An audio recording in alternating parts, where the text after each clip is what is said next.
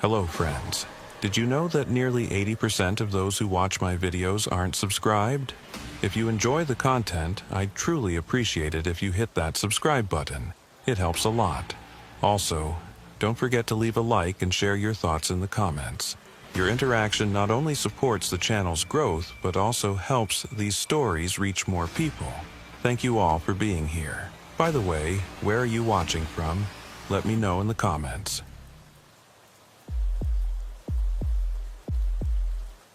There's a particular kind of silence you get on West Texas highways after midnight. It's not just quiet, it's the absence of everything. No radio stations come through clean. No cell towers strong enough to hold a signal for more than a mile. Just you, the asphalt, and the kind of darkness that makes you understand why people used to fear the night. I've been with the Texas Highway Patrol for 11 years now, and I thought I'd seen everything these roads had to offer. Thought I understood what loneliness looked like, what desperation smelled like, what fear sounded like through a cracked windshield at 3 in the morning. I was wrong. My name is Travis Beaufort, and I work the graveyard shift out of the Culberson County Patrol Station, about 60 miles east of El Paso. It's not glamorous work. Most nights I'm writing speeding tickets to truckers running late on their hauls, or calling in roadkill so the morning crew can scrape it off the blacktop before it causes an accident. Sometimes I pull over a drunk driver weaving between lanes. Sometimes I find a stranded motorist with a blown tire and no spare. It's routine, predictable, safe, in the way that routine makes anything safe. You stop thinking about what could happen because you've seen what does happen, and it's always the same. But that night, October 14th, 2011, started differently. Started with a call that didn't make sense from the beginning, and only got worse the deeper I looked. Dispatch came over the radio at 11:43 p.m., Unit 742. We've got a possible 1050 on Interstate 10 westbound, mile marker 217. Single vehicle. Caller reports seeing debris in the roadway. No confirmation of injuries. I keyed up. 742 copies. Show me en route. ETA 12 minutes. I was finishing up a fuel stop at a truck plaza just outside Van Horn, about 15 miles east of the reported location. I flipped on my light bar and pulled out onto the highway, pushing 75 in a 65 zone. Not racing, just moving with purpose. You learn to gauge urgency by the way dispatch delivers information. This one was calm. Matter of fact. No screaming in the background. No panicked caller begging for help. Just debris in the road. Probably a blown tire. Maybe a lost cargo strap. The highway stretched out in front of me like a ribbon of black glass. No other headlights. No taillights. Just the occasional reflective mile marker catching my high beams and throwing the light back at me. Out here, you can drive for 20 minutes without seeing another soul. It's a part of the appeal for some people. The isolation. The vastness. For me, it's just the job. I don't romanticize it. I don't hate it. It's what I do, and I do it well. At least, I used to think I did. I reached mile marker 217 at 11:56. My headlights swept across the roadway and I saw it immediately. A vehicle, off to the shoulder, nose down in the embankment at a steep angle. It was a late model sedan, dark blue or black. Hard to tell under the sodium glow of my spotlight. The rear end was still partially on the shoulder, hazard lights blinking in a slow hypnotic rhythm. No other vehicles around. No skid marks leading up to the point of departure from the road. No visible debris field. Just the car, sitting there like it had been gently placed. I pulled up behind it, angled my unit to block the lane, and activated my rear flashers. Standard traffic safety protocol. Then I radioed in. 742 on scene, mile marker 217 westbound. Single vehicle off roadway. No visible occupants. Stand by for further. Dispatch acknowledged. I stepped out of my unit, flashlight in hand, and approached the vehicle on foot. The night air was cool. Not cold, but enough to make you zip up your jacket. There was a faint smell of engine coolant in the air, sharp and chemical. The front bumper was crumpled, but not severely. The kind of damage you get from a low-speed impact with an immovable object. The hood was buckled slightly, radiator probably compromised, but the windshield was intact. Airbags hadn't deployed. I illuminated the interior with my flashlight. Driver's seat empty. Passenger seat empty. Back seat empty. No personal belongings visible. No purse, no phone, no water bottles, no fast food wrappers, nothing. The ignition was off, keys still in the switch. Driver's side door was closed, but not latched. It hung open about an inch, enough that the dome light was still trying to come on, but the battery had already drained too low to sustain it. I tried the handle. Door opened smoothly, no resistance. I leaned in, careful not to disturb anything, and checked the registration in the glove box. Vehicle was registered to a business address in Midland, Texas. Fleet vehicle, rental company. No individual name. That explained the lack of personal items, but it didn't explain where the driver had gone. I did a 360 around the vehicle. No footprints leading away. No blood. No signs of a struggle. No skid marks. No burned rubber. No indication the driver had tried to avoid anything or correct a slide. It looked like the car had just rolled off the highway at a walking pace, drifted down the embankment, and stopped. I radioed again. 742 to dispatch. Vehicle is abandoned. Registration comes back to a rental company in Midland. No occupants on scene. Negative for visible injuries or distress indicators. Requesting wrecker and possible bolo on a missing driver. Dispatch responded. Copy 742. Stand by. I walked the perimeter again, this time widening my search radius. Swept my flashlight across the desert scrub on either side of the highway. Nothing. No movement. No reflections. No sounds except the wind pushing through the creosote bushes and the occasional truck blowing past on the opposite side of the median.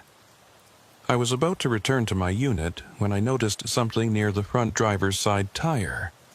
A small, rectangular object lying face down on the gravel. I crouched down, careful not to touch it, and illuminated it with my light. It was a driver's license.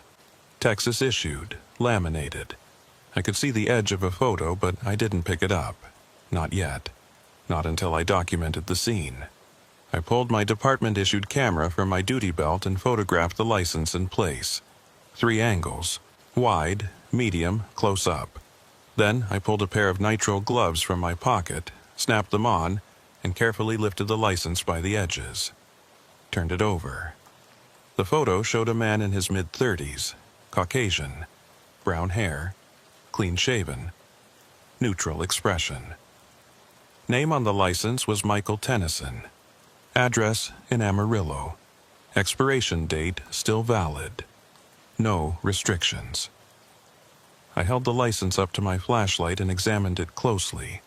No scratches, no bends, no signs of wear. It looked like it had been printed yesterday, but the issue date was 3 years prior. I bagged the license in a clear evidence sleeve and walked back to my unit. Ran the name and date of birth through our system. Came back clean. No warrants. No flags. No history. I expanded the search to include vehicle registrations. Nothing under that name. No rentals, no purchases, no insurance policies. It was like Michael Tennyson existed just enough to have a driver's license and nothing else. That bothered me. People leave trails, digital footprints, paper records, credit cards, employment history, something. But this guy was a ghost. Dispatch came back on the radio. 742, wrecker is en route. ETA 20 minutes. Do you need additional units? I keyed up, negative, dispatch, scene is secure, no hazards. I'll wait for the wrecker and clear. Copy. I stood there beside my unit, staring at that sedan, and tried to piece together what had happened. Driver leaves the road. No skid marks, no evasive maneuvers. Just a gentle drift onto the shoulder and down the embankment. Engine off. Keys in the ignition. Door unlatched. License on the ground. Driver gone. No footprints. No blood. No signs of disorientation or panic. It didn't add up. People don't just vanish. They walk away. Or they're taken, or they're hurt and hiding. But there was no evidence of any of those scenarios. The wrecker arrived at 12:32 a.m. Driver's name was Colt. I'd worked with him before. Good guy, efficient. Didn't ask questions he didn't need answered. He hooked up the sedan and winched it back onto the shoulder, then loaded it onto his flatbed. I handed him the incident report number and told him to take it to the impound yard in Van Horn. He nodded, strapped it down, and rolled out. I stayed behind for another 10 minutes, just to make sure I hadn't missed anything. Walked the scene one more time. Checked the drainage culvert under the highway. Looked for disturbed earth, broken branches, anything that might indicate someone had walked or crawled away. Nothing. I finally gave up and returned to my unit. I was about to clear the scene and head back on patrol when my radio crackled. 742, this is dispatch. We've got a second call. Possible 1050, same location, mile marker 217 westbound. Caller reports seeing debris in the roadway. I sat there for a moment staring at the radio. Same location. Same mile marker. Same complaint. But I was standing right there. There was no debris, no second vehicle. I keyed up, trying to keep my voice level. Dispatch, 742 is still on scene at mile marker 217. Negative or debris. Negative or additional vehicles. Can you confirm the caller's location? Stand by. A few seconds passed. Then dispatch came back. Negative, 742. Caller disconnected. Number comes back to a prepaid cell. No GPS data. No name associated. I felt a prickle of unease crawl up the back of my neck. Prepaid cells weren't unusual out here. Plenty of people used them. Truckers, migrant workers, people who didn't want their calls traced. But the timing was wrong. The location was wrong. And the fact that the caller had hung up before confirming anything felt deliberate. I radioed back.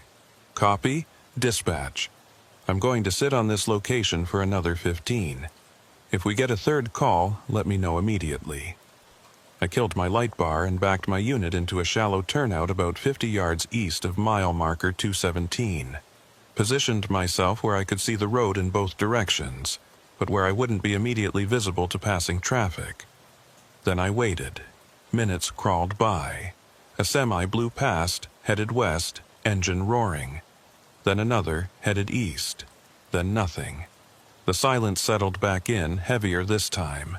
I kept my eyes on the mile marker, on the spot where the sedan had been, on the stretch of shoulder leading down into the scrub.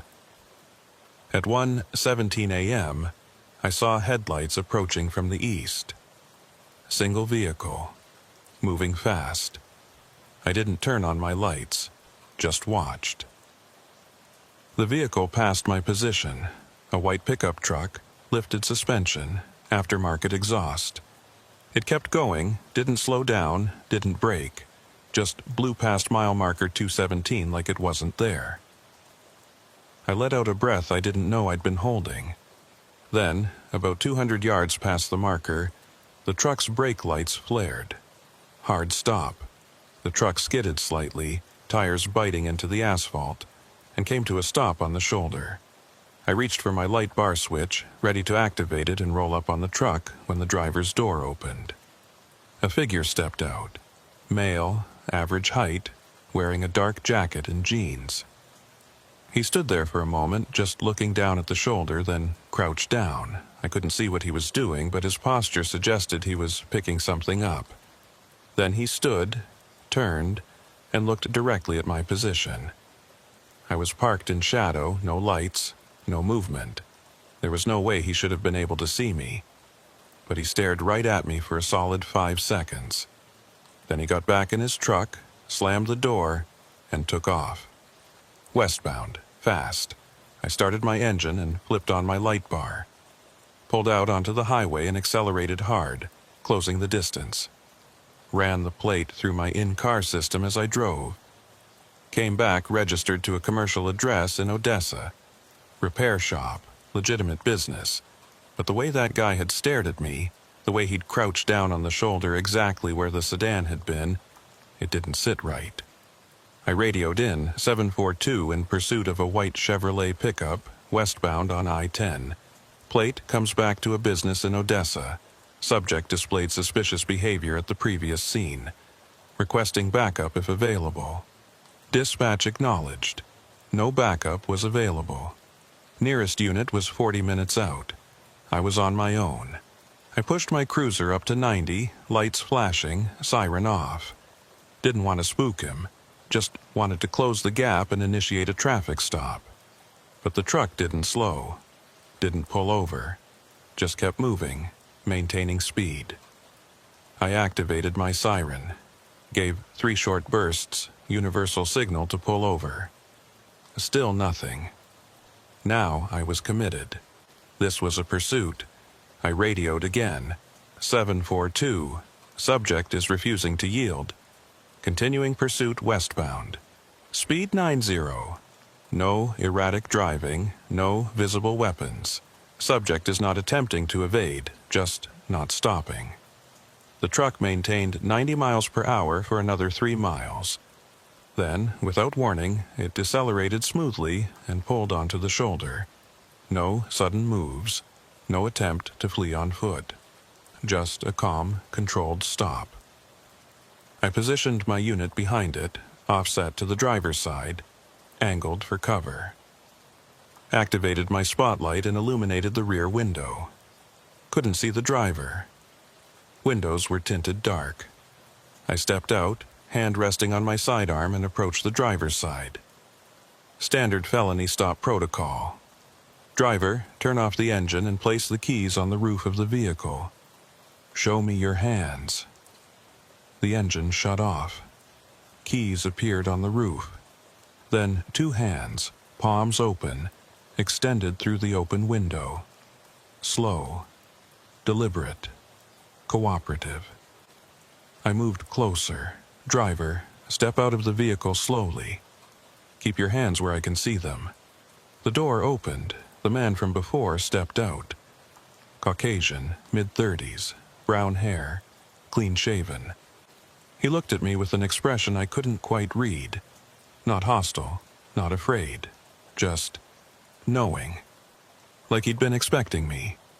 I moved him away from the truck and positioned him against the side, hands on the roof. Standard pat-down, no weapons, no contraband, just a wallet, a cell phone, and a set of keys.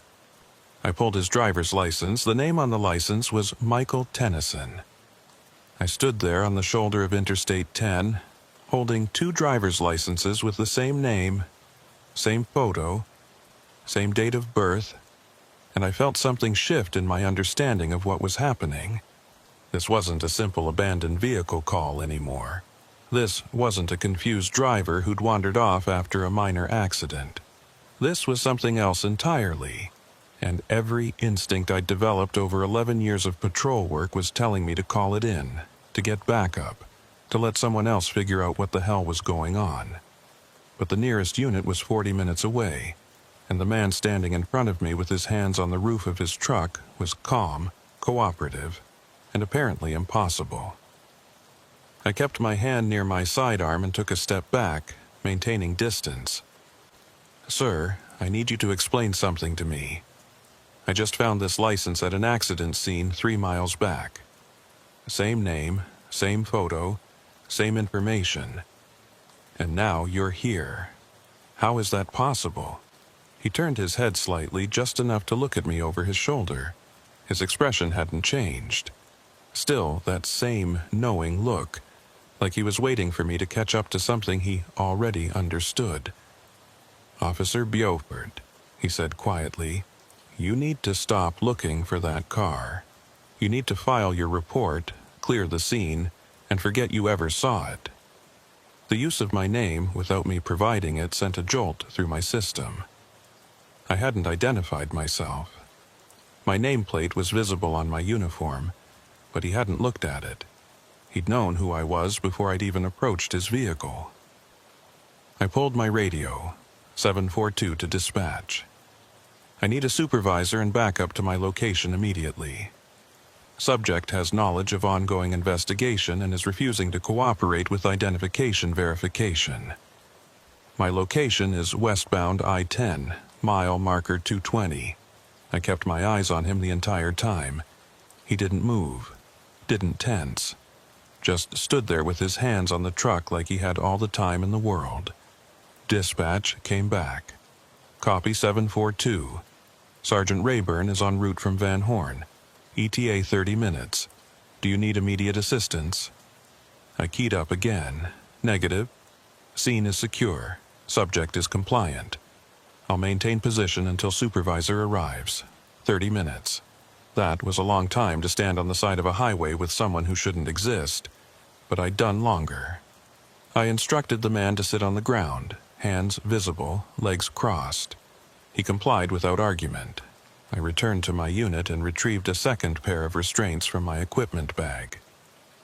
Approached him from behind and secured his wrists with department-issued flex cuffs. Not because he was aggressive, not because he was resisting, but because nothing about this situation made sense and I wasn't taking chances. He didn't protest, didn't ask why. Just let me secure him and then settled back into a seated position, completely at ease. I walked back to my unit and ran every check I could think of. His name, his date of birth, his vehicle registration, his insurance. Everything came back clean. Too clean. No traffic violations, no criminal history, no warrants, no prior contacts with law enforcement. The registration on the truck showed it was owned by Lockridge Auto Repair in Odessa, which matched what I'd already run. But when I called the business number listed, it rang 6 times and went to voicemail. Closed for the night. I left a callback number and moved on. I pulled up his social security number through our database access. It existed. It was valid. It had been issued in 1976, which matched his approximate age. But when I cross-referenced it with employment records, I found nothing. No W-2s, no tax filings, no employment history at all for the past 8 years. That's when I started to feel it. That creeping sensation you get when you realize you're not just dealing with something unusual. You're dealing with something deliberate, something organized. People don't just exist without leaving paper trails. They don't have valid identification and clean records while simultaneously having no employment, no addresses, no financial footprint.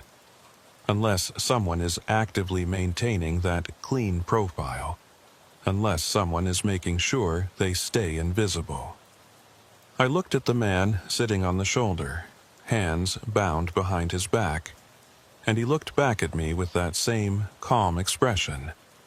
He wasn't nervous, wasn't sweating, wasn't fidgeting. He was just waiting. I stepped out of my unit and approached him again. "I'm going to ask you one more time. What were you doing at mile marker 217?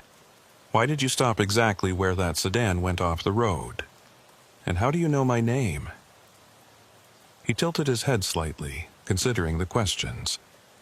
Then he spoke, his voice low and even. "You found the car. You found the license. You ran the name. And now you think you're uncovering something. But you're not. You're just getting noticed. And that's worse." I felt a chill run through me despite the mild night air. Getting noticed by who? He smiled, but it didn't reach his eyes. "People who don't like questions, Officer Beaufort. People who make problems disappear. And right now, you're becoming a problem." Before I could respond, headlights appeared in the distance, coming from the east. Fast. I recognized the light pattern immediately. Highway Patrol Supervisor Unit. Sergeant Hollis Rayburn. I'd worked under him for 6 years. He was solid, by the book. Not the kind of man who tolerated ambiguity or excuses. If anyone could make sense of this mess, it was him. The supervisor unit pulled up behind mine and Rayburn stepped out. He was in his mid-50s, gray hair cropped short, weathered face that had seen too many shifts in the sun. He walked toward me with that measured stride that veteran officers develop, taking in the scene as he approached. "Travis," he said, nodding at me, "what have we got?" I briefed him quickly. Abandoned sedan at mile marker 217. No driver. Found a license at the scene. Then this subject appears in a truck, stops at the same location, and has an identical license. Same name, same photo, same information. He knew my name without introduction. He's been uncooperative with explanations. Rayburn listened without interruption, his expression unreadable. When I finished, he walked over to the man sitting on the ground and looked down at him. "You got a name, son?" The man looked up at Rayburn and said nothing. Rayburn crouched down, bringing himself to eye level. "I'm Sergeant Hollis Rayburn, Texas Highway Patrol. You're being detained for investigation of suspicious activity and failure to provide satisfactory identification. You have the right to remain silent, but if you choose to speak, anything you say can and will be used against you in a court of law. You have the right to an attorney. If you cannot afford one, one will be appointed for you. Do you understand these rights?" The man nodded slowly. "I understand." Rayburn stood and walked back to me, lowering his voice. "You run his plates?" I nodded. "Comes back to a repair shop in Odessa." I called the number. Closed. No answer. Rayburn pulled his radio. "Dispatch, this is Unit 5-1. I need a records check on Lockridge Auto Repair, Odessa, Texas. Business license, owner information, anything you've got. Also, run a cross-check on any vehicles registered to that address." Dispatch acknowledged. We waited. The man on the ground remained motionless, his gaze fixed on some point in the distance. A few minutes later, dispatch came back. 5-1, Lockridge Auto Repair is a registered business. Owner of record is Etta May Lockridge. Business license current. No complaints, no violations. 12 vehicles registered to that address, all commercial. The truck at your location matches one of them. Rayburn looked at me. "So the truck's legit, the business is legit. But this guy's still not making sense." I pulled the 2 licenses from my pocket and handed them to Rayburn. He examined them under his flashlight, flipping between the 2, comparing every detail. They were identical. Same microprint, same holographic overlay, same magnetic strip and coating. If one was a fake, it was the best fake either of us had ever seen. Rayburn handed them back to me. "We need to bring him in, process him properly, get his prints, run facial recognition, see if he's got a twin or if someone's running a duplication scheme." I agreed. But before we could move, the man on the ground spoke again. "You can bring me in, you can fingerprint me, you can run every check you want. But it won't matter. By the time you figure out what's happening, you'll be too deep to walk away." Rayburn's expression hardened. "Is that a threat?" The man shook his head. "It's a warning." Rayburn pulled him to his feet, not roughly but firmly. "We're taking you to the Van Horn station. You'll be processed there. If you've got something to say, you'll say it on record." The man didn't resist. We loaded him into the back of Rayburn's unit, secured behind the partition. I followed in my cruiser, the white pickup truck left on the shoulder with a hold notice for impound. We drove in convoy, maintaining radio contact, and reached the Van Horn station at 2:34 a.m. The station was a small, single-story building with 4 holding cells, a processing area, and a dispatch office. Rayburn brought the subject inside while I secured my unit and gathered the evidence bags containing both licenses. Inside, the fluorescent lights were harsh and clinical. Rayburn sat the man down in the processing area and removed the flex cuffs, replacing them with standard chain-link handcuffs attached to a steel bar on the table. Standard procedure for processing. Rayburn pulled out the booking sheet and began filling in the information. Name, Michael Tennyson. Date of birth.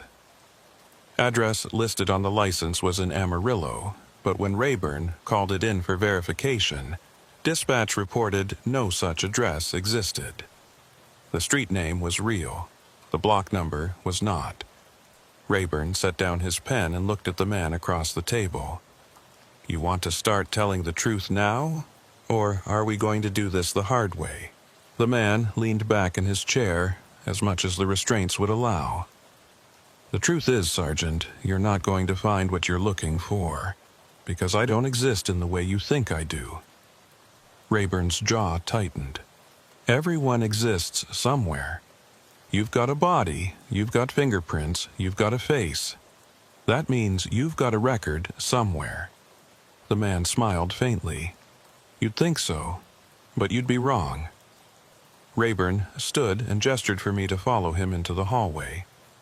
We stepped outside the processing room, leaving the door ajar so we could still see the subject. Rayburn kept his voice low. This guy's playing games, but I don't like the way he's playing them. Too calm, too prepared, like he's been through this before. I nodded. I'm thinking the same thing. What if he's part of something bigger? What if that sedan wasn't an accident? Rayburn rubbed his jaw, thinking, we need to contact Midland PD. Find out who rented that vehicle. Get the rental agreement. See if the name matches.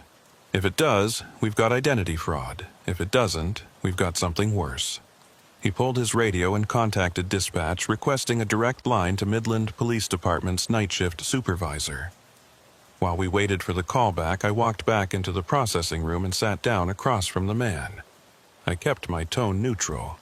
You said people who make problems disappear. What did you mean by that? He looked at me for a long moment, then spoke quietly. That sedan you found. It wasn't empty by accident. The driver was removed. And the reason you found that license on the ground was because someone wanted you to find it. Wanted you to start asking questions. Wanted you to follow the trail. I felt my pulse quicken high. Why would someone want that? He leaned forward slightly, his voice dropping even lower. Because they're testing you, Officer Beaufort.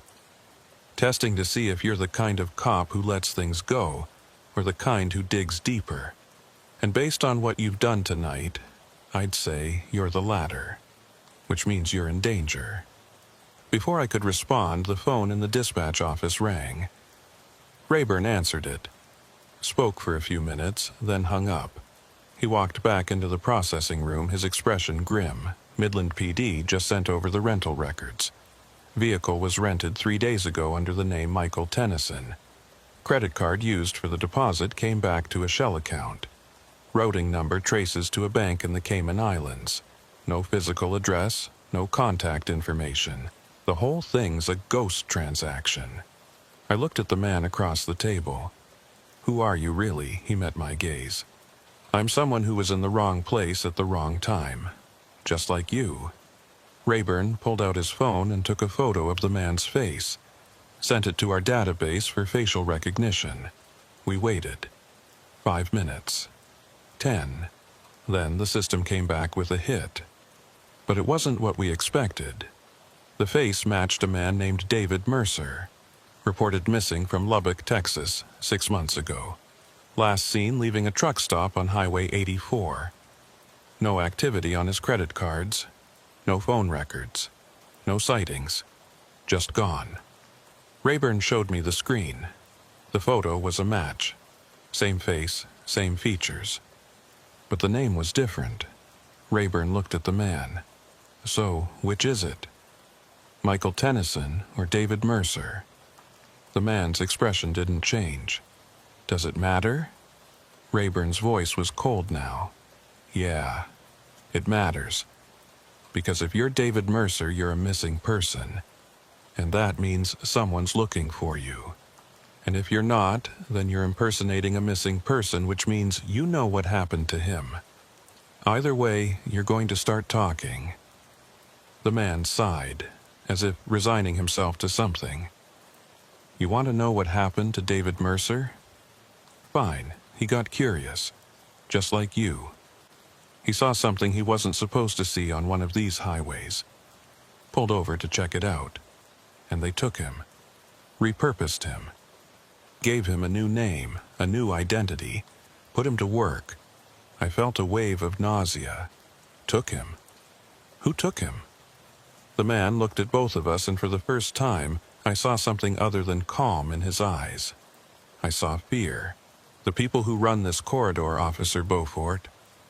The people who move things across state lines that aren't supposed to be moved.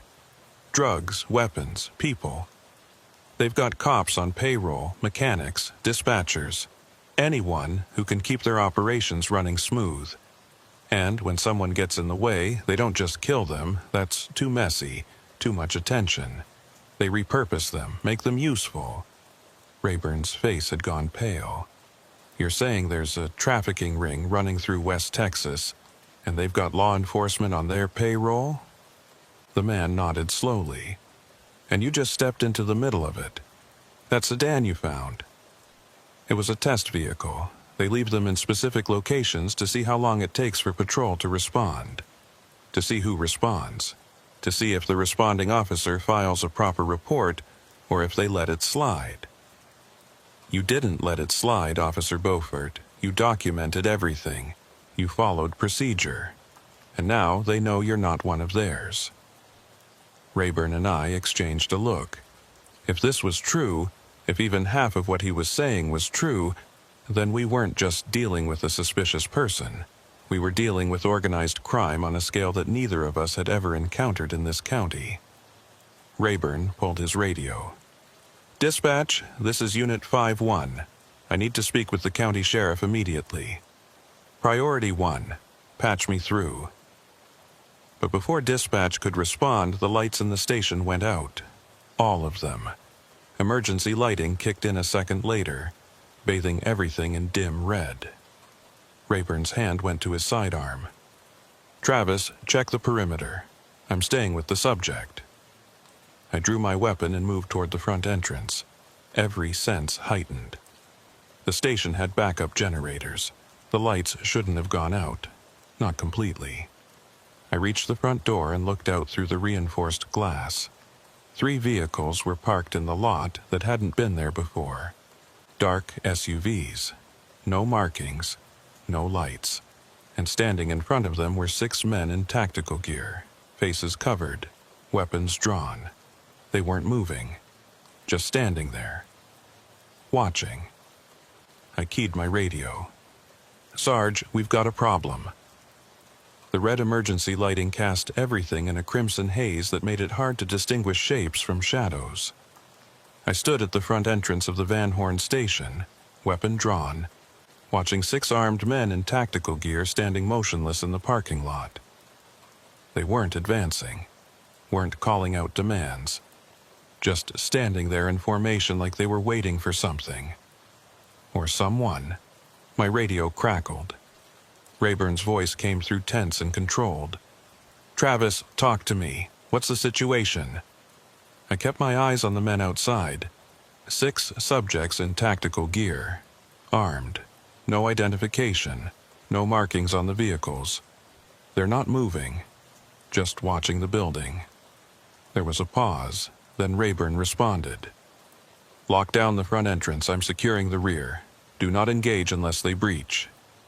I backed away from the door and through the manual bolt lock, a heavy steel bar that slid into reinforced brackets on either side of the frame. The station had been built in the 70s, back when rural law enforcement facilities were designed to withstand anything from riots to armed standoffs.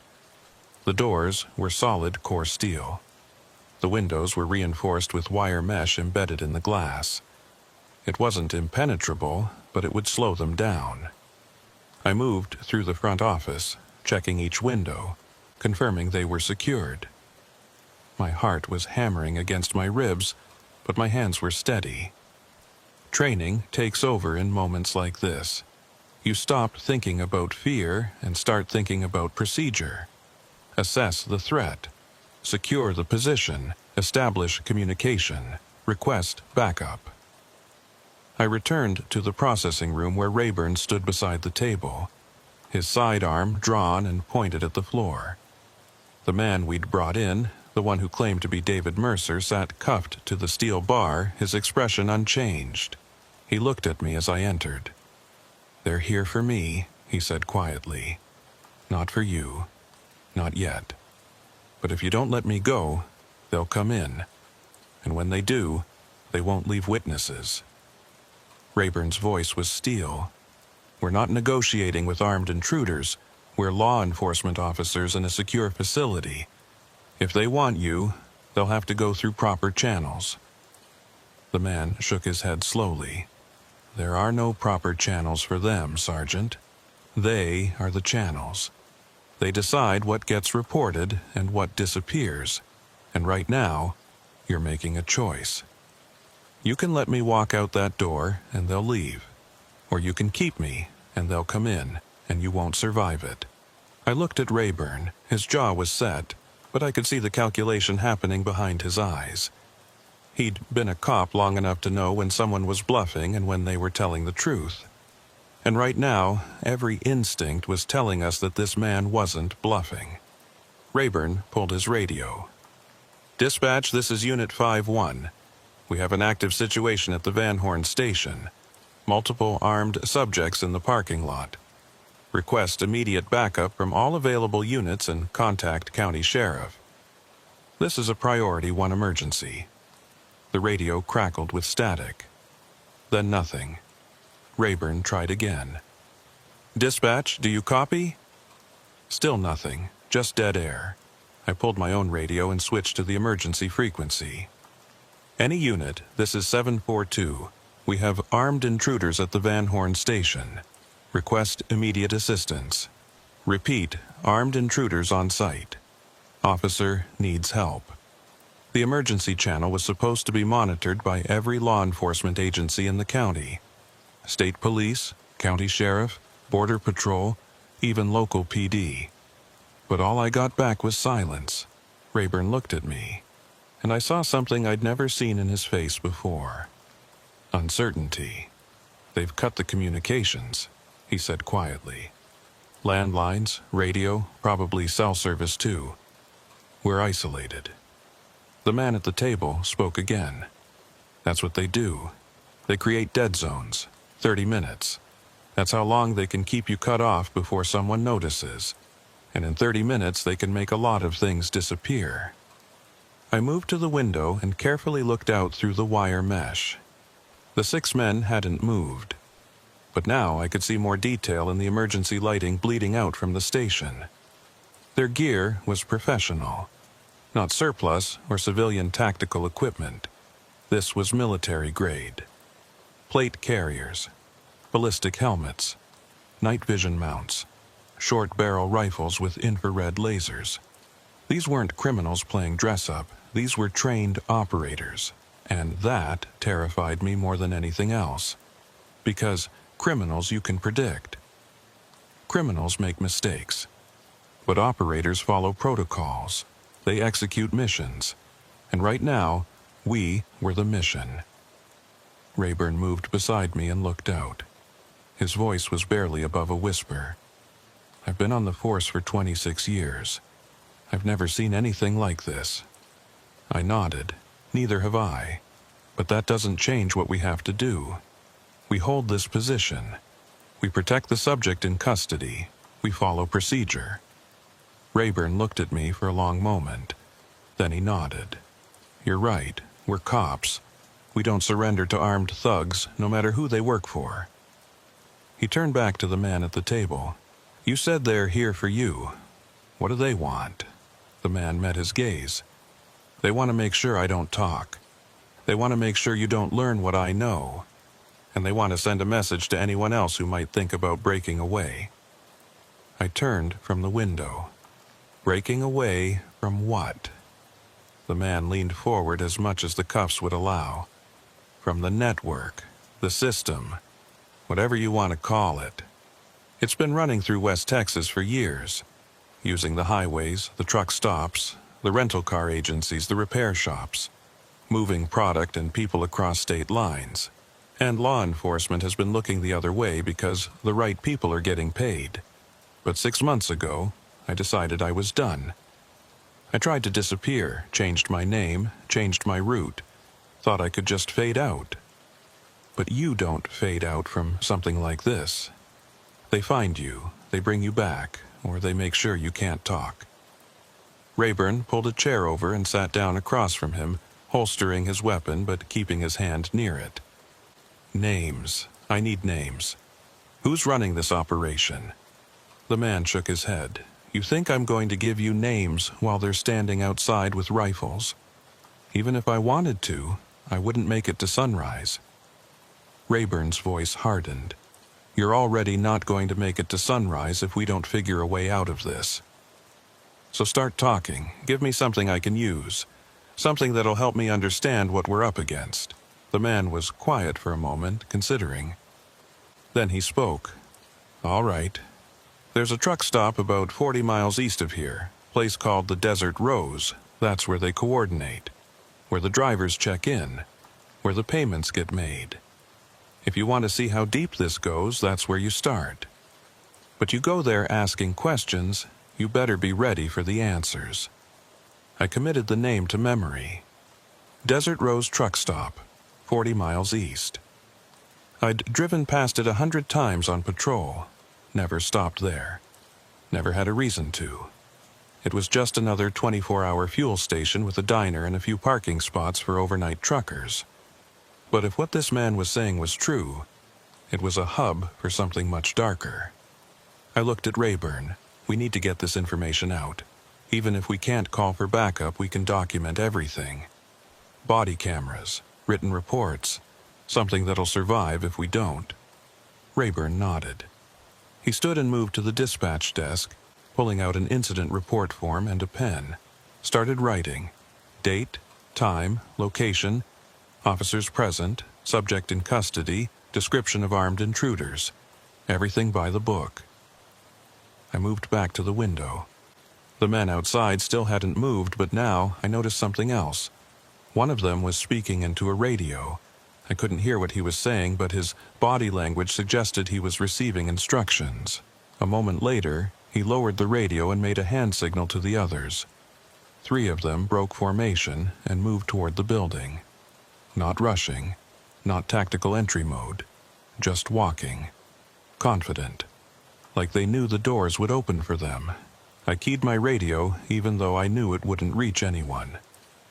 Subjects are approaching the building. 3 men, armed. Rayburn looked up from his report. Hold your position. Do not open that door. The 3 men reached the front entrance and stopped. One of them knocked.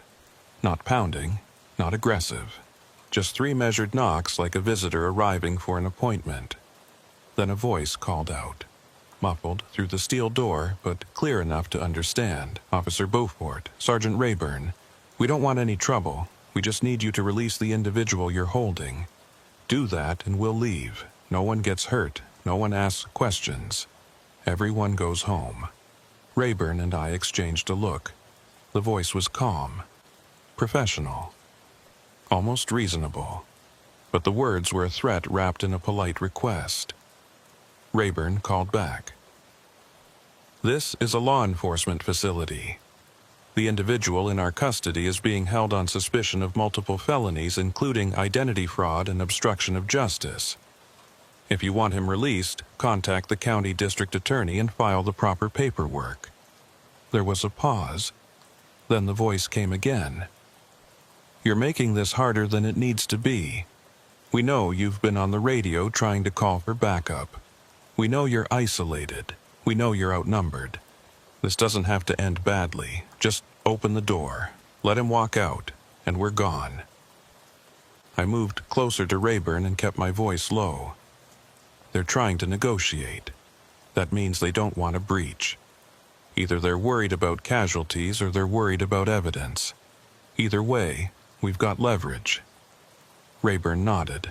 As long as we hold this building, we hold the cards. The question is how long we can hold it. The man at the table spoke up. You can't hold it. They've got explosives, breaching charges. If you don't open that door in the next 5 minutes, they'll blow it open. And when they do, they'll throw flashbangs and gas canisters. You'll be blind and choking before you can even aim your weapons. Rayburn turned to him. How do you know that? The man's expression was grim, because that's the protocol. I've seen them do it before. Small-town stations like this one. They hit them fast, overwhelm the officers inside, take what they need, burn the place down to cover the evidence, and by the time anyone figures out what happened, they're 3 states away. I felt a cold weight settle in my stomach. We need a plan. Rayburn looked at me. You know this building better than I do. Is there any other way out? I ran through the layout in my mind. The station was a simple rectangular structure. Front entrance, rear exit, 4 holding cells along the back wall, dispatch office, processing room, storage closet. No windows big enough to climb through. No ventilation shafts large enough to crawl through. No basement, no attic. If they breached the front and rear simultaneously, we'd be trapped in the middle with nowhere to go. I shook my head. No secondary exits, but we've got the holding cells. Steel doors, reinforced walls. If it comes down to it, we lock ourselves in and wait them out. Rayburn considered this. It's not ideal, but it's better than getting caught in a crossfire. He looked at the man cuffed to the table. You're coming with us. The man nodded. I expected that. Rayburn pulled his keys and unlocked the cuffs from the steel bar, then re-secured them in front of the man instead of behind. Gave him enough mobility to move, but not enough to be a threat. Then Rayburn pulled his sidearm again and gestured toward the back hallway. Move. We walked in single file, Rayburn in front, the man in the middle. Me bringing up the rear, weapon drawn, eyes on every corner. The red emergency lighting made everything look like a scene from a nightmare. Shadows stretched and twisted. Every sound seemed amplified.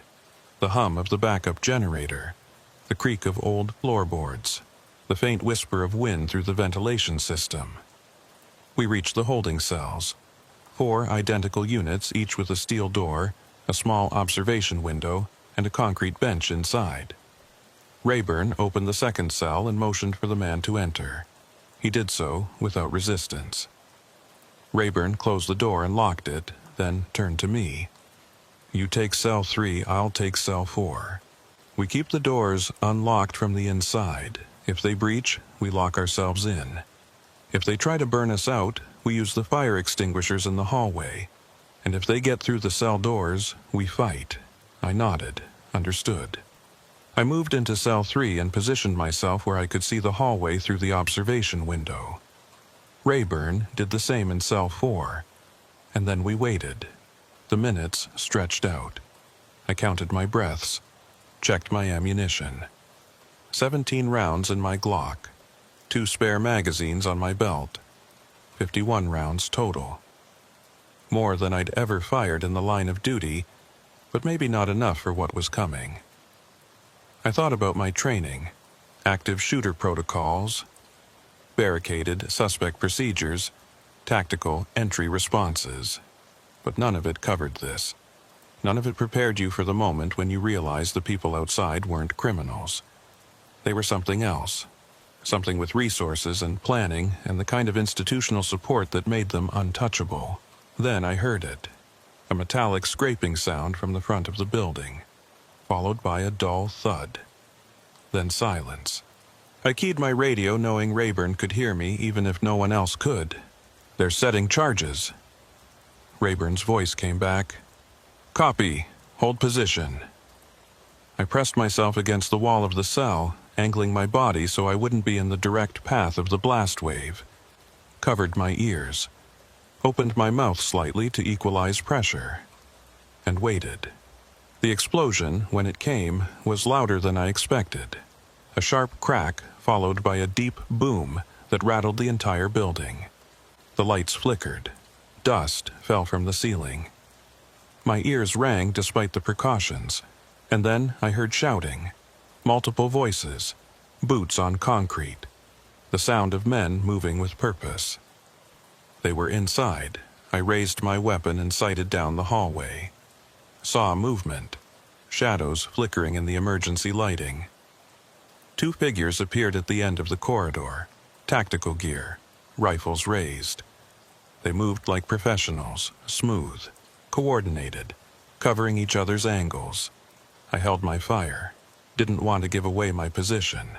Not yet. They reached the processing room, cleared it, moved to dispatch. Cleared that too. Then they started down the hallway toward the holding cells. That's when Rayburn made his move. He stepped out of cell 4, weapon raised, and shouted, "Drop your weapons! Texas Highway Patrol! Get on the ground now!" The two men didn't hesitate. They pivoted and opened fire. The muzzle flashes were blinding in the dim light. I heard Rayburn return fire. 3 shots. 4. Then a grunt of pain. I stepped out of my cell and engaged the nearest target. 2 rounds, center mass. He went down. The second man turned toward me, and I put 3 more rounds into him before he could bring his rifle to bear. He dropped. The hallway fell silent except for the ringing in my ears and the sound of labored breathing. I moved toward Rayburn's cell, found him slumped against the wall, hand pressed to his side, blood seeping between his fingers. "Sarge, talk to me. How bad is it?" He grimaced, through and through. "Feels like it missed anything vital, but I'm bleeding pretty good." I pulled my first aid kit from my belt and tore open a quick clot gauze pack. Pressed it against the entry wound. Held pressure. Rayburn hissed in pain but didn't pull away. I heard more voices from the front of the building. More men entering. We were out of time. I looked at Rayburn. "We can't hold them." He nodded, his face pale. "I know. Get to the evidence. Get it out." I shook my head. "I'm not leaving you." He grabbed my wrist with surprising strength. "That's an order, Officer Buford. This information is bigger than us. Get it out. Make sure someone knows." I held his gaze for a moment. Then I nodded. I pulled the written report from his pocket, folded it, tucked it inside my vest. Then I helped him into cell 4 and locked the door from the outside, leaving the key in his hand so he could unlock it from inside if needed. I moved to cell 2 and did the same for the man who'd warned us about all of this. Locked him in. Then I turned and ran toward the rear exit. More gunfire erupted behind me. Voices shouting. I didn't look back. I hit the rear door at full speed, shouldered it open, and burst out into the night air. The parking lot behind the station was empty except for my cruiser and Rayburn's supervisor unit. I sprinted toward my vehicle, keys already in hand, and threw myself into the driver's seat. The engine roared to life. I threw it into reverse and punched the accelerator. Tires screamed on the pavement. I saw 2 men emerge from the rear door, rifles raised. Heard the crack of bullets punching through metal. My rear window exploded. I shifted into drive and floored it, fishtailing out of the lot and onto the access road. More gunfire. My side mirror disintegrated.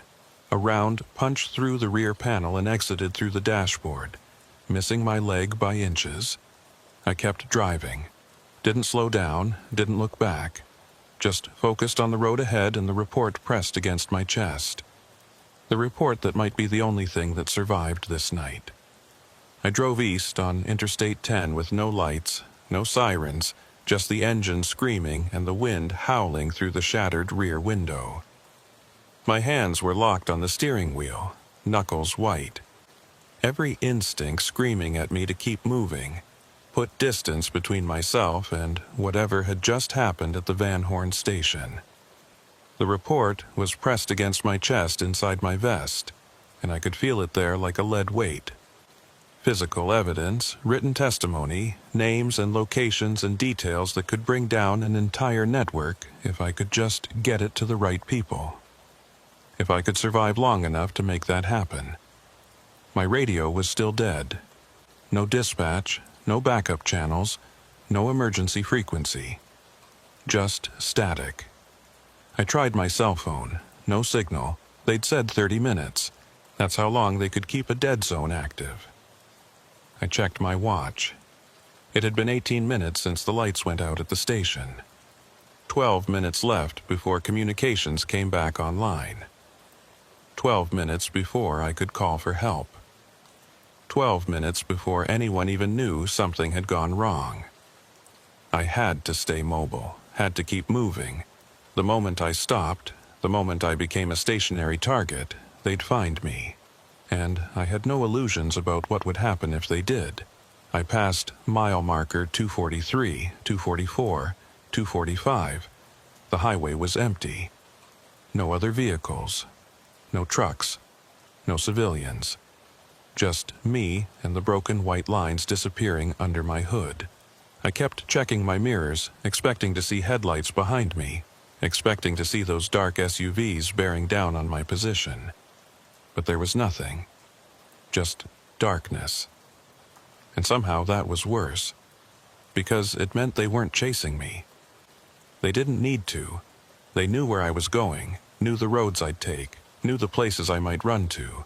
They'd been doing this long enough to understand how cops think, how we react under pressure, what routes we choose when we're desperate. The Desert Rose truck stop appeared ahead, exactly where the man at the station had said it would be, 40 miles east. I'd driven past it countless times without a second thought. It was just another fuel station with a diner attached, the kind of place where truckers grabbed coffee and a meal before pushing on to their next delivery. But now, looking at it through the lens of everything I'd learned tonight, it took on a different quality. The lights were too bright, the parking lot too organized. The semi-trucks lined up in perfect rows like soldiers at attention. I slowed as I passed, just enough to get a look without drawing attention. 3 trucks, all with identical paint schemes. Dark blue cabs, white trailers. No company logos, no DOT numbers visible from the road. That should have been my first clue. Federal law requires commercial vehicles to display their identification clearly. But these trucks were clean, anonymous, designed not to be remembered. I kept driving, but I committed every detail to memory. Plate numbers, trailer configurations, the make and model of the cabs. If I made it through this, if I managed to get this information to someone who could act on it, I wanted to give them everything, every piece of evidence I could gather. My watch read 11 minutes. Communications would be back online soon. I needed to find a place to stop, somewhere I could make calls without being exposed, somewhere with witnesses, somewhere public enough that they couldn't just disappear me without drawing attention. I saw a sign for a rest area 2 miles ahead. State-maintained facility. Bathrooms, picnic tables, probably cameras. Not ideal, but better than staying on the move where they could force me off the road without anyone seeing. I took the exit and pulled into the rest area, parking under a light near the main building. Left the engine running, kept my weapon on my lap. I tried my radio again, still dead, tried my cell phone, still no signal.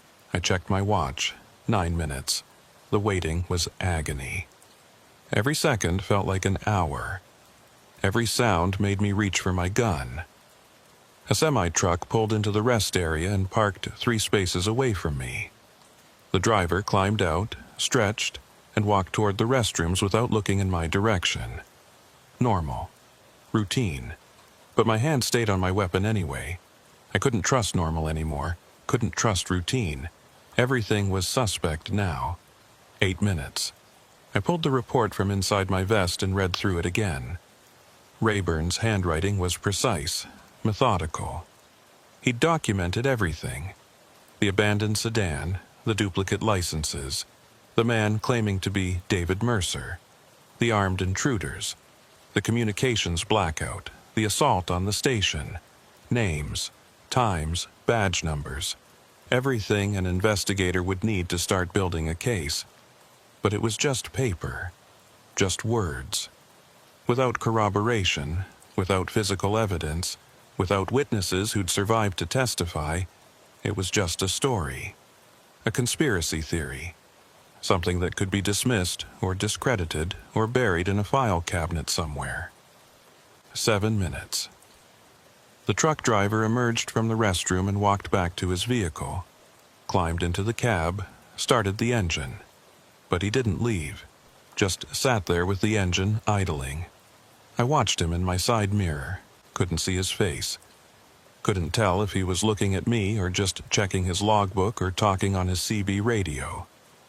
But something about the way he'd positioned his truck, angled so he had a clear line of sight to my cruiser, made the hair on the back of my neck stand up. I put my hand on the gear shift, ready to move if I needed to. 6 minutes. Another vehicle entered the rest area. A dark sedan, not an SUV like the ones at the station, but similar. Government plates, tinted windows. It drove slowly through the parking lot, passing empty spaces, and pulled into a spot directly across from me. The engine shut off. The lights went dark. Nobody got out. I couldn't see through the tinted windows, couldn't tell how many people were inside. But I knew with absolute certainty that this wasn't a coincidence. Knew that they'd found me, knew that I had maybe seconds before they made their move. I threw my cruiser into reverse and backed out of the space. The sedan's headlights flashed on. High beams. Blinding.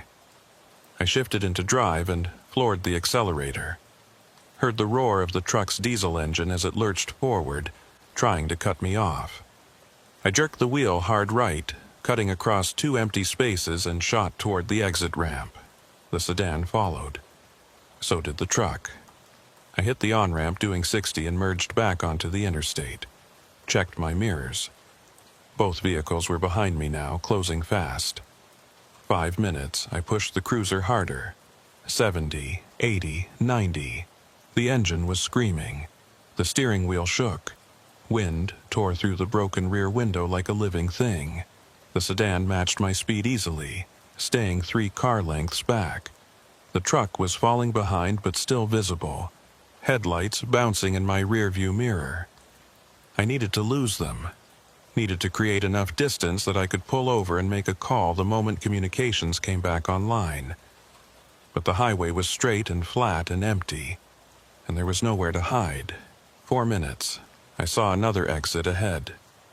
Small, 2-lane road heading north into ranch country. No lights, no civilization. But maybe that's what I needed. Maybe I could lose them in the darkness, find a ranch house with a landline, call for help before they tracked me down. It was a risk, but staying on the interstate was a guaranteed dead end. I took the exit without signaling, cranking the wheel at the last possible second. The cruiser's tires screamed. The back end slid out. I corrected, fighting for traction, and shot up the exit ramp. The sedan followed.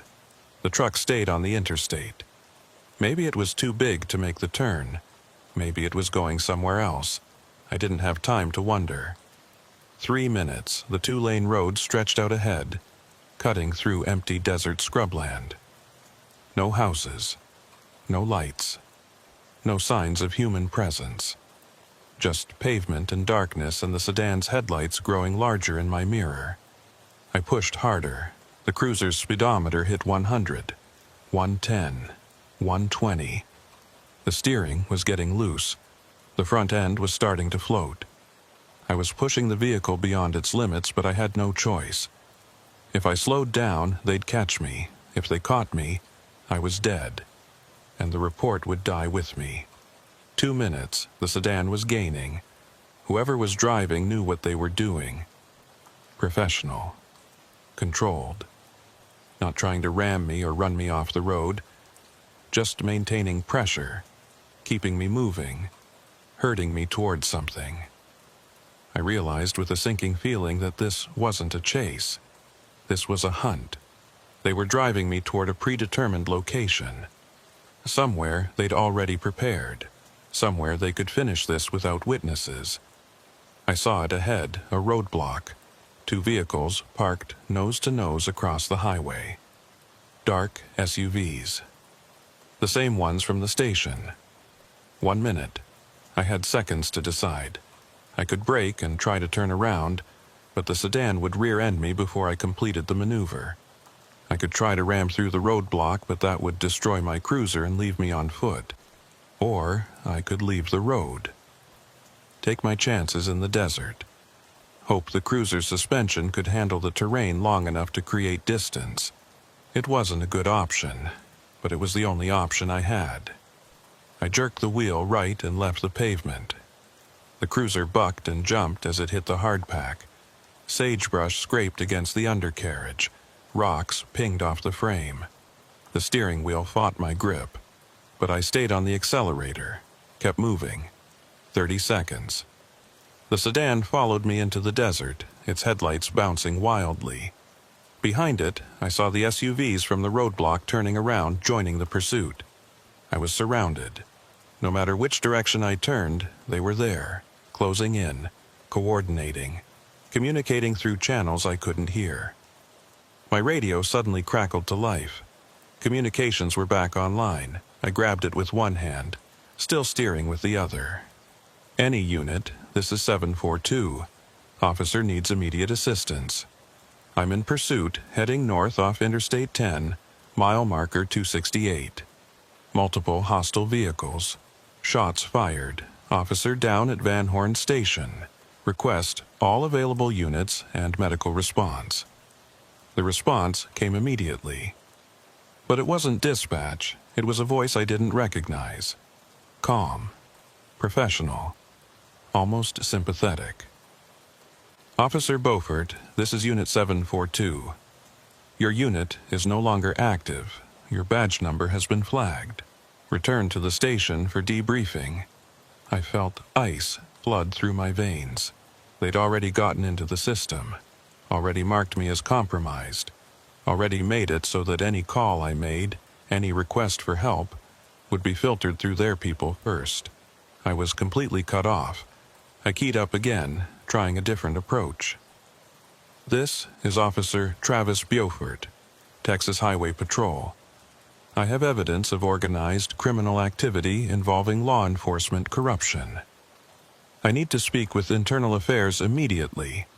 Another voice came back. Different person, same tone. Officer Beaufort, stand down. You are ordered to return to base. Any further unauthorized transmissions will result in disciplinary action. I threw the radio down. It was useless, worse than useless. Every time I transmitted, I was giving them my position, helping them triangulate me. I had to go dark, had to disappear. But how do you disappear when they control the roads, the communications, the entire infrastructure you've relied on your entire career? The answer was simple. You don't. You make them think you've disappeared. Then you hit them from an angle they're not expecting. I saw a deep wash ahead, a dry creek bed cutting through the desert. I aimed for it and sent the cruiser airborne for a brief, stomach-dropping moment. We hit the bottom hard. The suspension compressed. Something underneath snapped. But the engine kept running. I followed the wash east, using the banks for cover, keeping my lights off. The pursuing vehicles overshot my position, their headlights sweeping past overhead. I heard engines revving, voices on radios. They were looking for me, but for the moment, I'd vanished. I drove another quarter mile, then pulled the cruiser behind a cluster of boulders and killed the engine. I sat in the darkness, listening, hearing my own heartbeat, feeling the report pressed against my chest. I pulled it out and looked at it one more time. Then I took out my cell phone. Still no signal for calls, but I had a data connection. Weak, but there. I opened the camera app and photographed every page of the report. High resolution, multiple angles. Uploaded them to a cloud storage account I'd set up years ago for backing up personal files. Waited for the upload to complete. It took 3 minutes. 3 agonizing minutes where I expected to hear footsteps, to see flashlights, to hear voices calling my name. But nothing came. The upload finished. I confirmed the files were there. Then I pulled out my lighter and burned the paper report. Watched it curl and blacken and turn to ash. The evidence was gone, but it wasn't destroyed. It was preserved, digitally. Somewhere they couldn't reach it, couldn't suppress it, couldn't make it disappear. I scattered the ashes and stepped out of the cruiser. My legs were shaking. My hands were trembling.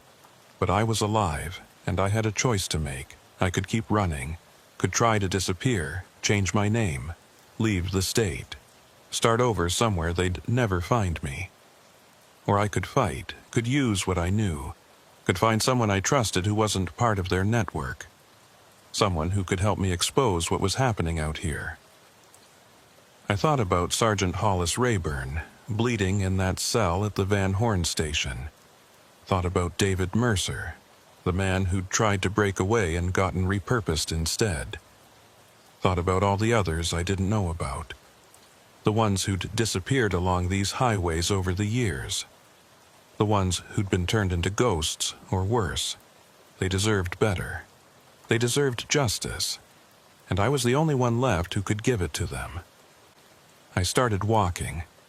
Not back toward the highway. Not toward civilization. But toward the Desert Rose truck stop. Toward the place where it all coordinated. I knew it was insane. Knew I was walking into the center of the network that wanted me dead. But sometimes the safest place to hide is in plain sight. Sometimes the best way to survive is to become invisible. And sometimes the only way to win is to change the rules of the game entirely. I reached the truck stop just before dawn. The parking lot was emptier now. Only one of those anonymous trucks remained, engine idling, driver nowhere visible. I circled around to the rear of the building, found the service entrance.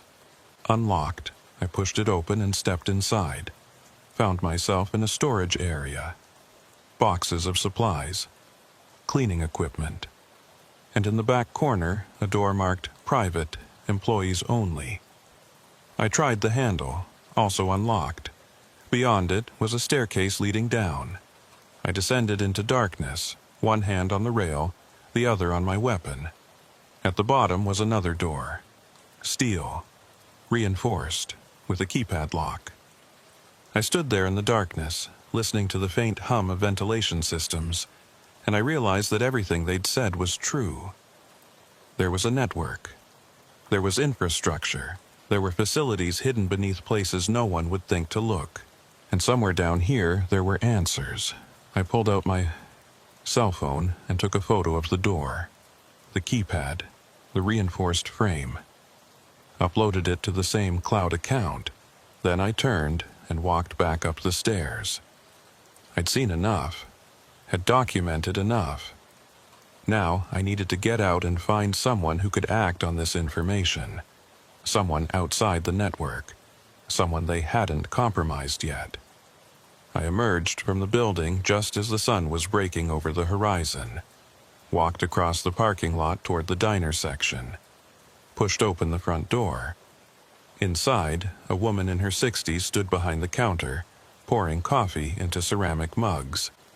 She looked up as I entered, and I saw recognition flash across her face. Not of me personally, but of what I represented. The uniform, the badge, the exhaustion in my eyes. She set down the coffee pot and spoke. "You're not supposed to be here." Her voice was quiet, not hostile, just stating a fact. "I know," I said, "but I need help. I need to make a phone call, a real one, not through dispatch." She studied me for a long moment. Then she nodded toward a door marked Office. There's a landline in there. Direct line. Not connected to anything else. Use it, then leave, and don't come back. I nodded. Thank you. She didn't respond. Just picked up her coffee pot and went back to work like nothing had happened. I walked into the office and closed the door behind me. Picked up the phone. Dialed a number I'd memorized years ago during training. FBI field office, El Paso. It rang 4 times. Then someone answered. Federal Bureau of Investigation, Agent Paxton speaking. How can I help you? I took a breath. My name is Travis Buford. I'm a Texas Highway Patrol officer, and I have evidence of a criminal network operating through West Texas that involves corruption at multiple levels of law enforcement. I need to speak with someone immediately. There was a pause. Then the voice came back. Different now. More focused. Officer Beaufort, can you tell me your current location? I hesitated. Something in the way he'd asked the question didn't sit right. The pause had been too long. Like he was checking something. Verifying something. Making sure before he committed to a response. I thought about the way they'd compromised dispatch. The way they'd flagged my badge number. The way they seemed to be everywhere I turned. And I realized with a cold certainty that if they had people in the highway patrol, if they had people in dispatch, then they probably had people in the FBI too. I hung up the phone without answering. Stood there in the office, staring at the dead receiver, and understood that I was completely alone. That there was no backup coming. No cavalry riding over the hill. No authority I could trust. Just me and the digital copies of a report that might never see the light of day. I walked out of the office. The woman behind the counter didn't look at me as I passed. I pushed through the front door and stepped out into the morning sun. The anonymous truck was gone now. The parking lot was empty except for a few civilian vehicles. I started walking, away from the truck stop, away from the highway, into the desert where the heat and the silence and the vastness could swallow a person whole. I didn't know where I was going, didn't have a plan. But I knew one thing with absolute certainty. They were still out there, still watching, still waiting. And until I figured out how to expose them, how to bring their entire network crashing down, I was going to keep moving, keep surviving, keep fighting. Because that's what cops do. We don't quit. Even when the system turns against us, even when we're alone, even when every instinct screams to run. The heat in South Texas doesn't just sit on you during the day. It lingers. Seeps into the asphalt and the dirt and the metal of your patrol unit, then radiates back out all night long like the earth itself is running a fever. I've worked the border routes for 7 years now, and I still haven't gotten used to it. The way the air shimmers even after sunset. The way your uniform sticks to your back no matter how high you crank the AC. The way everything out here feels like it's waiting for something. Waiting to break, waiting to burn, waiting to reveal what it's been hiding. My name is Coleman Reddick, and I'm a Texas Highway Patrol officer stationed out of Zapata County, about 60 miles south of Laredo. The stretch of highway I patrol runs parallel to the Rio Grande, cutting through ranch land and mesquite flats where the only signs of civilization are the occasional border patrol checkpoint and the trucks that roll through day and night, carrying everything from produce to electronics to things nobody talks about. You learn not to ask too many questions out here. You learn to write your tickets, file your reports, and let the federal boys handle the complicated stuff. That's what keeps you alive. That's what keeps you employed. That's what I told myself for 7 years.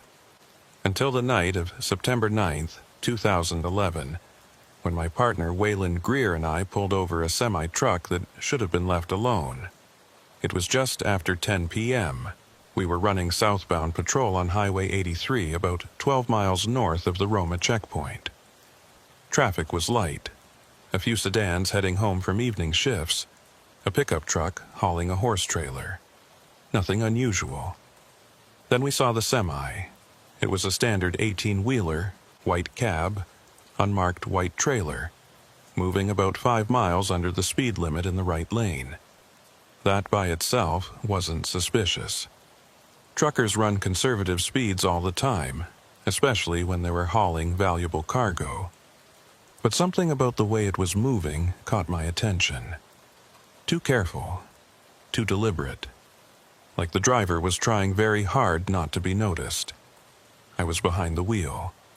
Waylon sat in the passenger seat, working through a stack of traffic citations from earlier in the shift. I nodded toward the semi ahead of us. "What do you think?"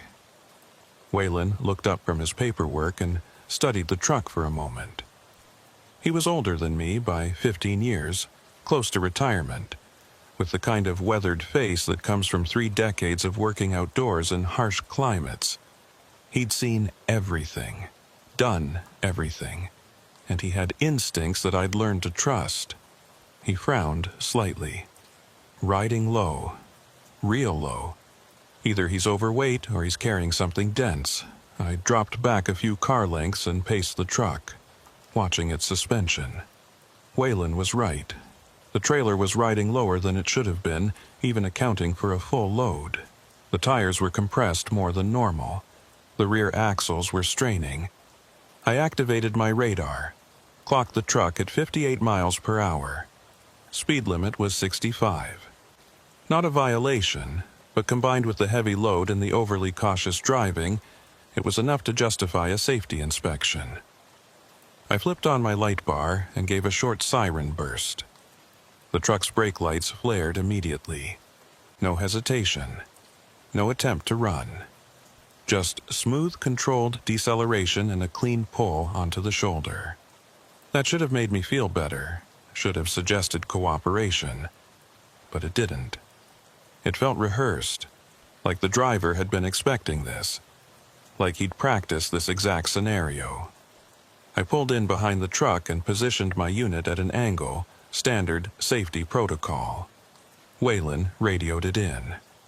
Unit 479, 1028 on a commercial vehicle, Highway 83 northbound, mile marker 41. White Freightliner Texas plates. Stand by for VAN and DOT numbers.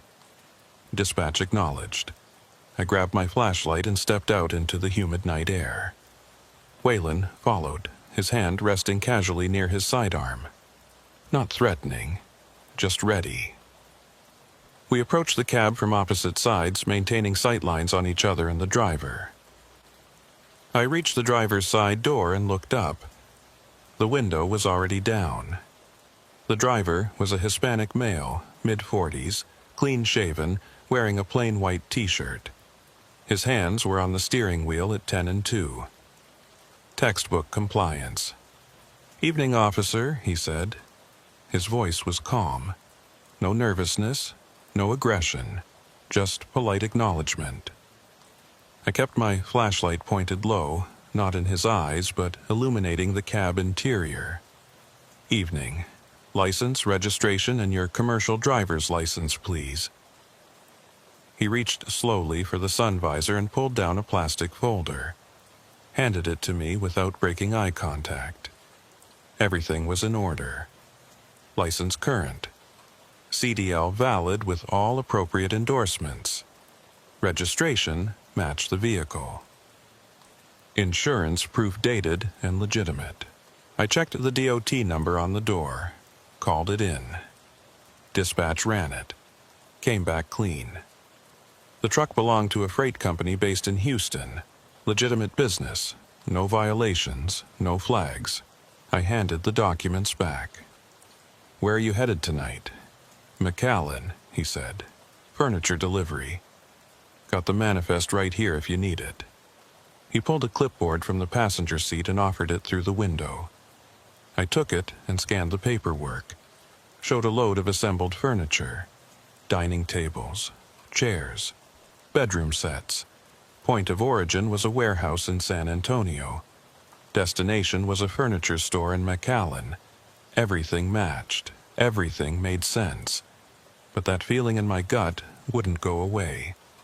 The one that told me something was wrong even when I couldn't point to exactly what it was. I looked at the driver. "This is a pretty heavy load you're carrying." "You weighed in at the last station." He nodded. "Came through the Cotula scales about 2 hours ago. Clean bill, 68,000 pounds, well under the 80,000 limit." I walked around to the back of the trailer where Waylon was standing, examining the rear doors. The seals were intact. Standard freight company markings. No signs of tampering. But the trailer was definitely riding heavy. I could see it in the way the suspension compressed, the way the tires bulged slightly at the bottom. Waylon looked at me and raised an eyebrow. I nodded. "We're going to need to do an inspection." Waylon pulled his radio. 479 to dispatch. Requesting K9 unit for cargo inspection. Current location mile marker 41, Highway 83. ETA, dispatch came back. Negative on K9. Unit is code 7 at the station. Available in 45 minutes if you want to wait. 45 minutes was a long time to sit on the side of a highway with a truck that might be carrying contraband. But we had the authority to conduct a visual inspection ourselves if we had reasonable suspicion. And that heavy suspension qualified. I walked back to the driver's window. "Sir, we're going to need to take a look inside your trailer. Standard inspection. Won't take long." The driver's expression didn't change. "Sure thing, officer. You need me to open it up?" I nodded. "Please, step down from the cab and open the rear doors. Keep your hands visible at all times." He complied, climbed down slowly, walked to the rear of the trailer, pulled a key from his pocket and unlocked the padlock securing the doors, swung them open. The interior of the trailer was dark. My flashlight beam cut through the blackness and illuminated rows of furniture wrapped in plastic and secured with straps. Everything looked legitimate. Professional packing.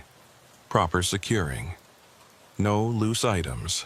No obvious signs of hidden compartments. I climbed up into the trailer, Waylon right behind me. We moved methodically through the load, checking behind the furniture, underneath pallets, looking for false walls or hidden spaces. Standard smuggling tactics. But we found nothing. Just furniture. Just a normal commercial delivery. We spent 20 minutes searching, checked every accessible space, came up empty. I was about to call it and let him go when Waylon's flashlight caught something. A slight discoloration on the trailer floor near the front. He crouched down and ran his hand over it. Felt the texture. Looked up at me with an expression I couldn't quite read. "Coleman," he said quietly. "Feel this." I crouched beside him and touched the floor where he indicated. The metal was warm. Not ambient warm from the day's heat, but warm like something had been generating heat from underneath. Like there was a space below the visible floor. A false bottom. I looked at Waylon. "We need to open this." He nodded. We climbed out of the trailer and walked back to the driver. "Sir, does this trailer have a secondary cargo area? Any space below the main floor?" The driver's face remained neutral. "Not that I know of. It's just a standard dry van. Nothing special." I kept my voice level. "Then you won't mind if we check the undercarriage?" He hesitated. Just for a second. Just a brief flicker of something in his eyes. Then he shrugged. "Go ahead." Waylon and I moved to the side of the trailer. I dropped to the ground and shone my flashlight underneath. The undercarriage looked standard at first. Axles, brake lines, electrical connections. But then I saw it. A hydraulic system running along the frame. Small pistons connected to what looked like a lifting mechanism. I followed the lines forward and found a panel. Rectangular, about 4 feet by 6 feet. Secured with industrial latches. I crawled out from under the trailer and stood up, brushing dirt from my uniform. "Waylon, call for backup. And call Border Patrol. We've got a hidden compartment. The driver's demeanor changed instantly. Not aggressive, not running, just resigned. Like he'd known this moment was coming and had accepted it. Waylon keyed his radio, 479, to dispatch. We have discovered a concealed compartment in the vehicle. Requesting immediate backup and border patrol assistance. Current location mile marker 41. Dispatch acknowledged. Units en route. ETA 15 minutes. I kept the driver in my line of sight while Waylon kept his hand on his weapon. We didn't cuff him, didn't escalate, just maintained control of the situation until help arrived. The 15 minutes felt like an hour. Every passing vehicle made me tense. Every sound in the darkness made me reach for my sidearm. But the driver just stood there, hands at his sides, expression blank. Waiting. Border Patrol arrived first. 2 agents in a white and green Chevy Tahoe. I recognized the lead agent immediately. Luther Paxton. I'd worked with him on a few previous stops. Good agent. Professional, thorough. He stepped out of his vehicle and walked over, his eyes already assessing the scene. Coleman, Waylon. What have we got? I briefed him quickly. Heavy load, suspicious driving. Found a hydraulic compartment under the main cargo area. Haven't opened it yet. Wanted federal eyes on it first. Luther nodded. Good call. Let's take a look. We walked to the side of the trailer. Luther dropped to the ground and examined the compartment with his flashlight. Came back up, shaking his head. That's a professional job, custom fabrication, not something you install in a weekend. This is cartel work. The word hung in the air like a physical thing. Cartel. Everyone who worked law enforcement in South Texas knew what that meant. Knew the level of violence, the resources, the reach. Knew that intercepting cartel operations didn't just mean arresting a driver. It meant stepping into the middle of something massive. Something that reached across borders and through institutions and into places you didn't want to think about. Luther pulled his radio and called for his supervisor. Gave a quick brief. Then he looked at the driver. You want to tell us what's in there, or do we find out the hard way? The driver said nothing.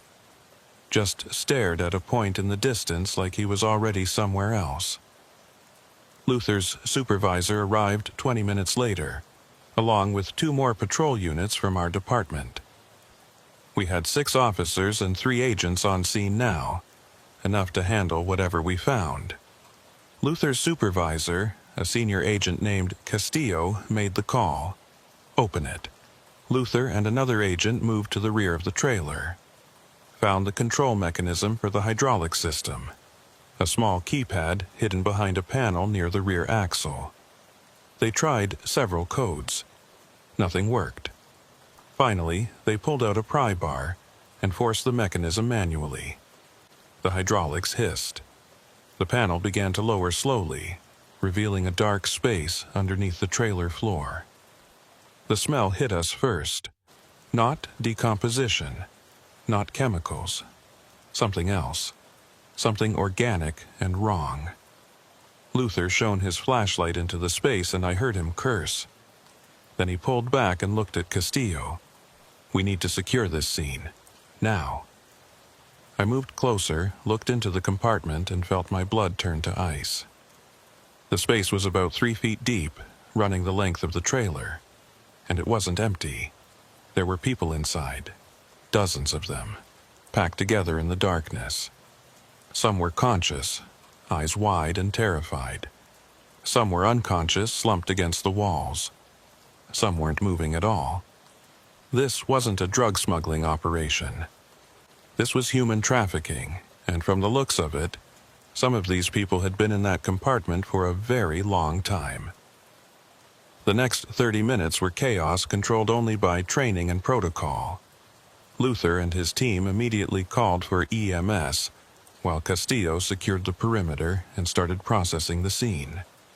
Waylon and I helped coordinate traffic control, redirecting vehicles away from the shoulder while more units arrived. Within 20 minutes, we had 4 ambulances, 2 fire rescue units, 6 border patrol vehicles, and 3 additional highway patrol cruisers on scene.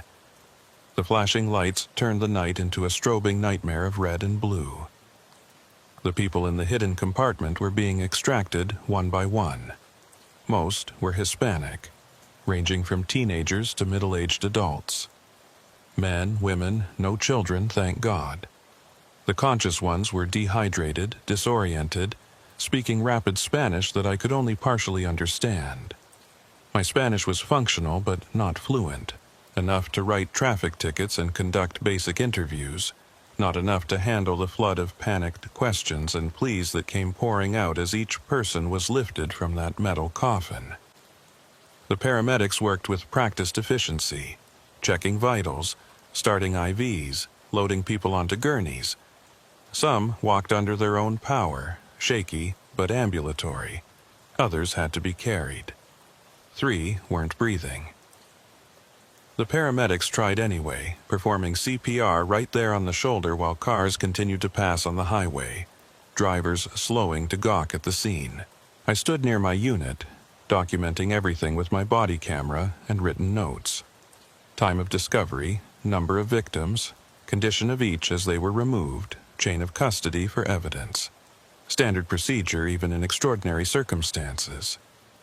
But my hands were shaking as I wrote. 7 years on the job and I'd never seen anything like this. Never encountered something that felt this wrong, this deliberately cruel. These weren't people who'd volunteered for dangerous passage. These were cargo, property, things to be moved and sold and discarded when they stopped being useful. Waylon stood beside me, his face gray in the emergency lighting. He'd been a cop for 30 years and I could see this was hitting him hard too. He kept looking at the people being loaded into ambulances, then looking away, then looking back like he was trying to make sense of something that refused to make sense. Luther approached us, pulling off his gloves. His expression was grim. Final count is 23 people extracted. 3 DOA, 20 survivors, various conditions. We've got statements from a few of them. They were picked up in Reynosa 3 days ago, promised passage to Houston for agricultural work, paid $2,000 each. Were told it would be a comfortable ride in a passenger van. Instead, they got loaded into that compartment yesterday morning. No food, no water, no ventilation except through those small vents you saw in the undercarriage. Driver never stopped, never checked on them, just drove. I felt sick. 3 days ago meant they'd been promised a border crossing. Yesterday morning meant the compartment was sealed for almost 24 hours.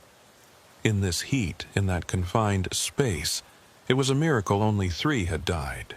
What about the driver? I asked. Luther shook his head. Lawyered up immediately. Won't say a word, but we ran his phone, got some preliminary hits. Calls to numbers in Reynosa, Nuevo Laredo, and Houston. All burner phones, all disconnected now. We're working with Mexican authorities to track them, but you know how that goes. I knew. The cartels changed phones constantly, used disposable SIM cards, operated through layers of cutouts and intermediaries so thick that tracing a single call back to someone who mattered was nearly impossible. The driver would take the fall, probably get 15 to 20 years in federal prison, and the people who actually ran the operation would replace him within a week and keep moving product like nothing had happened. Castillo walked over, his radio pressed to his ear, listening to something. He held up a finger, finished the call, then looked at us. We've got a problem. The furniture company that owns this truck is reporting the vehicle stolen. Says it was taken from their Houston depot 2 days ago. They filed a police report. We confirmed it with Houston PD, which means this truck isn't part of a legitimate shipment. It's a stolen vehicle being used for a smuggling run. Waylon frowned. If the truck's stolen, how'd the driver have all the right paperwork? Registration, insurance manifest? Castillo's expression darkened. because someone inside that company provided it, or someone with access to their systems. This isn't some amateur operation, gentlemen. This is sophisticated, coordinated, and it means we're looking at more than just a driver. We're looking at a network. That word again, network. Same word that had come up in briefings and training sessions for years. The cartels didn't operate like street gangs. They operated like corporations. They had logistics departments, HR departments, people who specialized in forging documents, bribing officials, identifying vulnerable points in the system. And they had reach, not just in Mexico, but here in the United States, embedded in truck companies, warehouse operations, even law enforcement.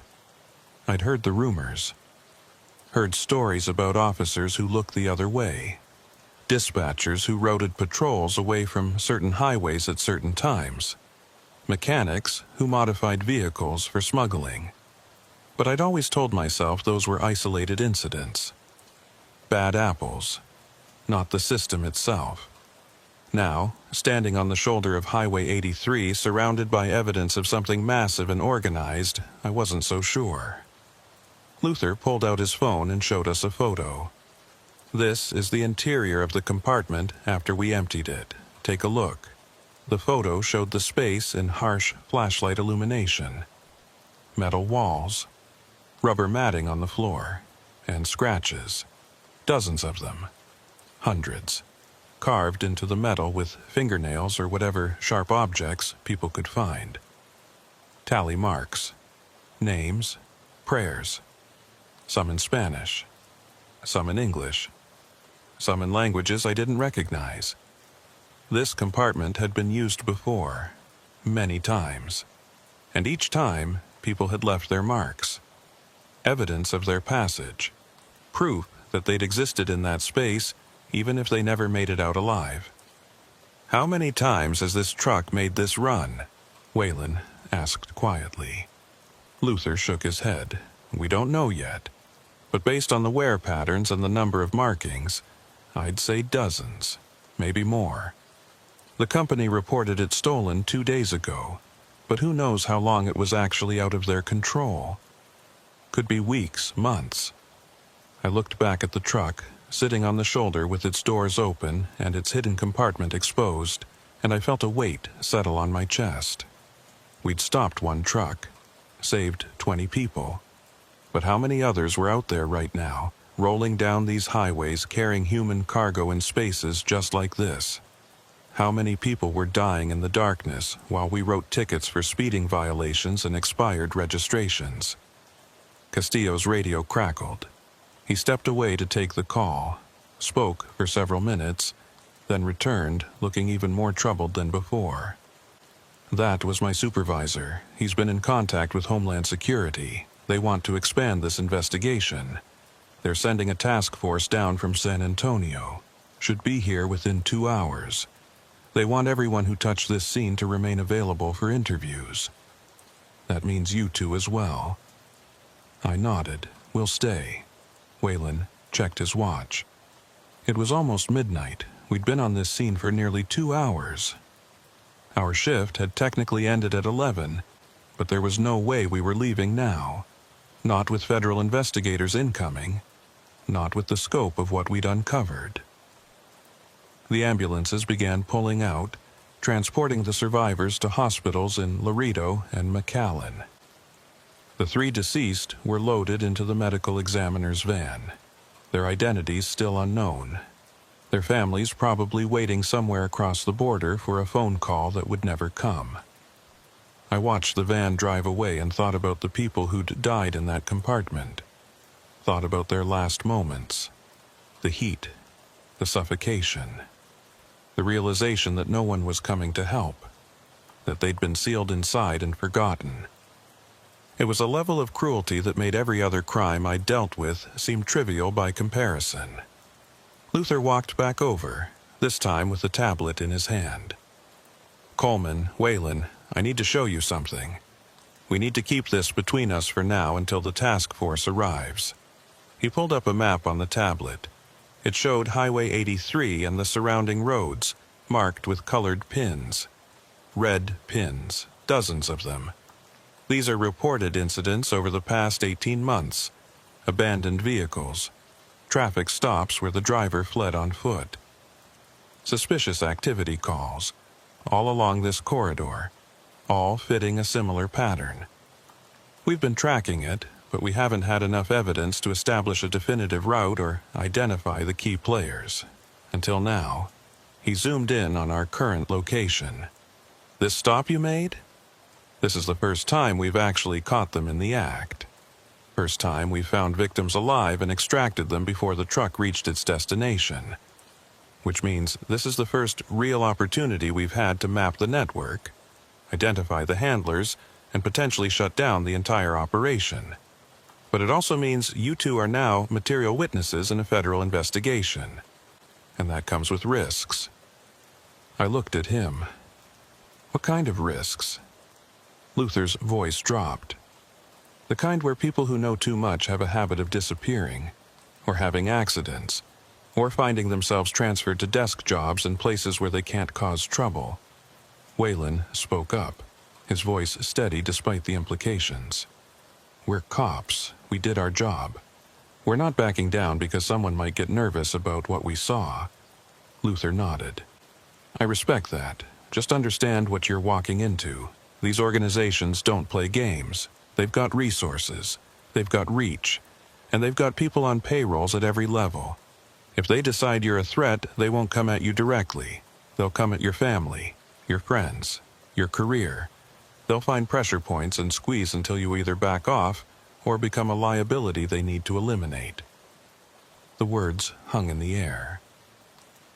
I'd heard similar warnings before, but always in the abstract. Always about other people in other places dealing with other situations. Never directed at me personally. Never about something I'd actually witnessed. Castillo approached again, this time accompanied by a woman in plain clothes. Dark suit, federal credentials clipped to her belt. She introduced herself as Special Agent Reeves from Homeland Security Investigations. She'd driven down from the Laredo field office as soon as she heard about the stop. She looked at Waylon and me with the kind of assessing gaze that made you feel like she was reading your entire service record just by making eye contact. Officers Reddick and Greer. I've been briefed on your actions tonight. You did good work. Probably saved a dozen lives by catching that truck when you did. We appreciate your cooperation. But I need to ask you both some questions. Standard protocol. Just to establish a timeline and make sure we have all the details documented. She led us to the back of one of the Border Patrol vehicles where we could talk with some privacy.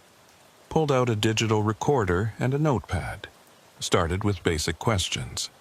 What time did you initiate the traffic stop? What made you suspicious? What did you observe during the initial approach? What led to the discovery of the hidden compartment? I answered everything clearly, sticking to facts, avoiding speculation. Waylon did the same. We'd both been through interview training. We knew how to give statements. But about 15 minutes in, her questions started to shift. Had we ever stopped this truck before? Had we ever encountered the driver? Had we received any information from informants or other agencies about trafficking activity on this route? Had we noticed any unusual communications or directives from our department in the days leading up to this stop? That last question made me pause. What do you mean, unusual directives? She kept her expression neutral. I mean, instructions from supervisors or dispatch that seemed out of the ordinary. Routes you were asked to patrol or avoid. Times when you were pulled off this highway for reasons that didn't quite add up. I shook my head. Nothing like that.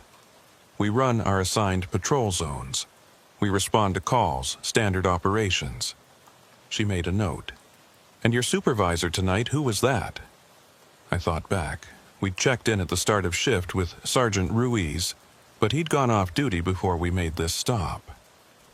Technically, we'd been operating independently, which was common for late shift patrol.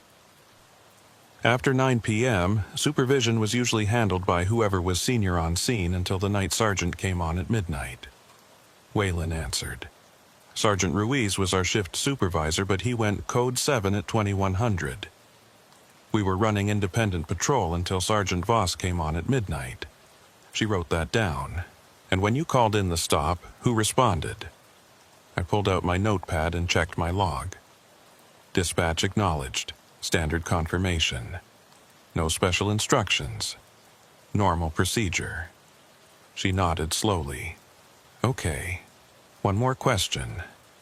After you discovered the compartment, but before backup arrived, did anyone else approach the scene? Any other vehicles stop? Any civilians? I thought about it. The 15 minutes between discovery and backup arrival had been tense, but I'd been focused on the driver and the truck. Had anyone else stopped? I looked at Waylon. He frowned, thinking. Actually, yeah, there was a pickup truck. Slowed down like he was going to pull over, then sped up and kept going. I didn't think much of it at the time. Figured he saw the patrol lights and decided to keep moving.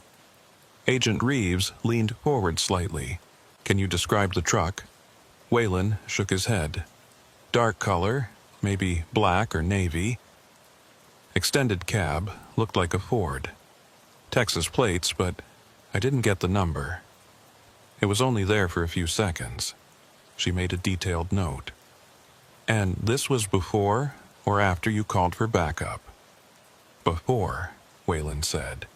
Right after we found the compartment. Maybe 30 seconds later. Agent Reeves closed her notepad and turned off the recorder. Gentlemen, I'm going to be direct with you. The task force arriving from San Antonio is going to want to debrief you as well. It's going to be a long night. But I need you to understand something. This case is going to generate attention. Media attention. Political attention. And attention brings scrutiny. People are going to want to know how a truck this sophisticated, carrying this many people, managed to get as far as it did without being detected earlier. I felt a chill, despite the heat. Are you saying we're going to be investigated? She shook her head. I'm saying everyone's going to be investigated. Every dispatcher who handled calls on this route tonight. Every supervisor who assigned patrol zones. Every mechanic who inspected trucks at the checkpoints. Everyone. Because somewhere in the system there's a breakdown, and we need to figure out if it's incompetence or something worse. I understood what she wasn't saying directly. They were looking for corruption. Looking for someone on the inside who'd help this truck get through. And until they cleared everyone, we were all suspects. Waylon must have understood too, because his jaw tightened. We did our job. We stopped the truck. We found the victims. We called it in. We followed every protocol. Agent Reeves nodded. I believe you. But belief isn't enough. We need to verify, and that means you're both going to be under a microscope until this investigation concludes. She walked away to confer with Castillo and Luther, leaving Waylon and me standing beside the patrol vehicle. The highway had returned to normal traffic flow. The ambulances were gone. The rescue units were packing up. All that remained was our units, the border patrol vehicles, and the semi-truck sitting on the shoulder like a piece of evidence in a crime scene photo, which is exactly what it was. Waylon looked at me. You thinking what I'm thinking? I nodded. That pickup truck, the one that slowed down and then sped off, that wasn't random. Waylon agreed. Someone was checking on the truck, making sure everything was okay, and when they saw we'd pulled it over, they called it in. Which means someone knows we're the ones who made this stop. Knows our faces. Knows our unit numbers. I pulled out my phone and opened the camera app. Scrolled back through the photos I'd taken for documentation. Found one that showed the highway behind us, taken while I was photographing the truck's exterior.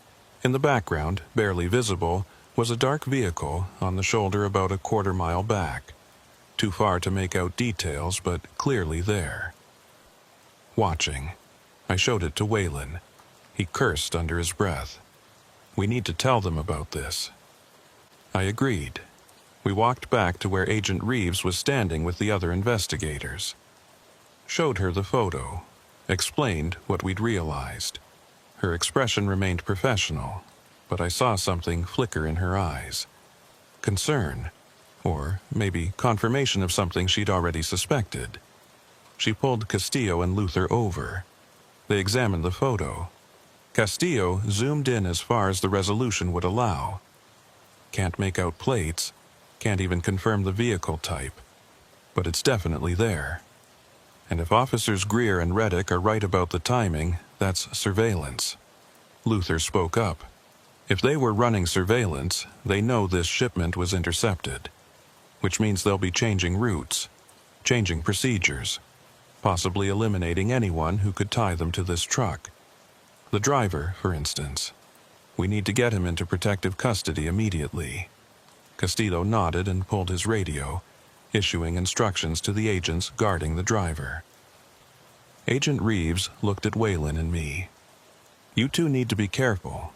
Go home after your interviews. Don't discuss this case with anyone outside official channels. Don't post anything on social media. Don't even tell your families details. Just say you had a routine traffic stop that led to an arrest. Nothing more. And if anyone approaches you, anyone at all, asking questions about tonight, you report it immediately. Understood?" We both nodded, but I didn't feel reassured. I felt exposed, like we'd stumbled into something that was now aware of us, something that was watching, waiting to see what we'd do next. The task force arrived just after 2 a.m. 3 black SUVs, 6 agents, equipment cases, portable lighting. They set up a command post using one of the vehicles and began processing everyone on scene. Waylon and I were separated and interviewed individually. They asked the same questions Agent Reeves had asked, but in more detail. More follow-up. More clarification. They wanted to know everything about our patrol patterns, our previous stops, our interactions with other officers. It felt less like a witness interview and more like an interrogation. But I answered everything honestly. I had nothing to hide. The interview lasted 90 minutes. By the time they finished, it was almost 4 a.m. Waylon emerged from his interview looking exhausted. We were told we could leave, but that we'd be contacted again soon for follow-up questions. We drove back to the station in convoy, neither of us saying much. The adrenaline had worn off, replaced by fatigue and unease. We filed our end-of-shift reports, locked our equipment in our lockers, and headed for the parking lot. My personal vehicle was parked under a light near the back fence. I walked toward it, keys in hand, and stopped. There was something on my windshield, a piece of paper, folded once. I looked around. The lot was empty. Waylon had already driven off. I was alone. I approached the vehicle slowly, every instinct telling me something was wrong. Picked up the paper carefully, using my sleeve to avoid leaving prints. Unfolded it. Inside was a single sentence, written in block letters with black marker. "You should have kept driving." I stood in the parking lot staring at that note for a full minute before my training kicked in. Don't touch it more than necessary. Don't contaminate potential evidence. Document everything. I pulled out my phone and photographed the note from multiple angles, making sure the timestamp and location data were captured. Then I called it in. Not dispatch. Not my supervisor. I called Agent Reeves directly. She'd given me her card before leaving the scene, told me to contact her if anything unusual happened. This qualified. She answered on the second ring, her voice alert despite the early hour. "Agent Reeves." I kept my voice steady. "This is Officer Reddick. I'm at the station parking lot. Someone left a note on my windshield. A threat." There was a brief pause. Then I heard movement in the background. The sound of her already getting ready to move. "Don't touch anything else. Don't get in your vehicle. Stay in a visible location. I'm 10 minutes out." She hung up. I walked back toward the station entrance, positioning myself under the security lights where the cameras would have clear sight lines. The parking lot felt different now, the shadows deeper, the spaces between vehicles darker. Every sound made me tense. The hum of the air conditioning units, the distant traffic on the highway, the rustle of wind through the scrub brush beyond the fence. Agent Reeves arrived in 8 minutes, not 10. She pulled up in an unmarked sedan, parked beside my vehicle, and stepped out wearing the same suit she'd had on earlier. She must have been working straight through. She approached my truck carefully, using a flashlight to examine the note without touching it. Then she pulled an evidence bag from her jacket pocket and collected it with gloved hands, sealed it, labeled it. "When did you discover this?" "I checked my watch, 17 minutes ago. I called you immediately after documenting it." She nodded, examining my vehicle's exterior. "Any damage? Any signs of tampering?" I walked around the truck with her. Everything looked normal. Doors locked, no scratches, no broken glass, just the note. She looked at the station security cameras mounted on the building's corners. "Those cameras cover this lot?" I nodded. "Full coverage, 24-hour recording. We can pull the footage." She pulled out her phone and made a call. Within 5 minutes, a unit supervisor arrived, unlocked the station, and led us to the security office. The footage was stored on a digital system, accessible through a desktop computer. Agent Reeves took the seat and began scrubbing through the recordings, starting from when Waylon and I had left for patrol at the beginning of our shift. The parking lot had been quiet for most of the night. A few officers coming and going for shift changes. A delivery truck dropping off supplies around midnight. Nothing unusual until 3:47 a.m. A figure appeared at the edge of the camera's field of view. Male, medium build, dark clothing, baseball cap pulled low. He walked directly to my vehicle, placed something on the windshield, and walked away. The entire interaction took less than 15 seconds. Agent Reeves backed up the footage and played it again in slow motion.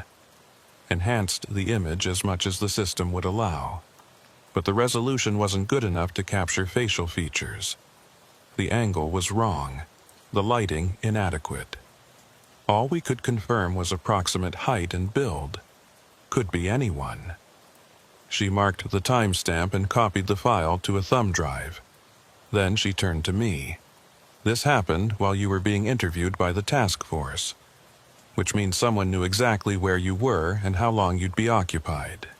The implication settled over me like cold water. Someone had been watching the station, watching me, waiting for an opportunity. This wasn't random, wasn't opportunistic. This was calculated, professional. The kind of thing you do when you want to send a message without being caught. Agent Reeves stood and gestured for me to follow her out of the security office. We walked back to the parking lot, standing between our vehicles where we could talk with some privacy. "Officer Reddick, I'm going to be direct with you again. This note changes things. Before, you were a witness, someone who happened to make the right traffic stop at the right time. But now someone's made contact. Someone's trying to intimidate you. Which means they see you as more than just a witness. They see you as a threat." I kept my voice level, even though my pulse was hammering. "What are you saying?" She met my gaze. "I'm saying you need protection. Not full witness security, not yet, but enhanced awareness at minimum. I'm going to recommend that you be temporarily reassigned to administrative duties. Take you off patrol for a few weeks while we work this investigation. Give them time to move on to other concerns." I shook my head. "I'm not hiding. I'm not letting them scare me off the job I'm supposed to do." She sighed. "I respect that. But you need to understand what you're dealing with. These organizations don't make idle threats. They don't leave notes for dramatic effect. They do it to establish psychological pressure.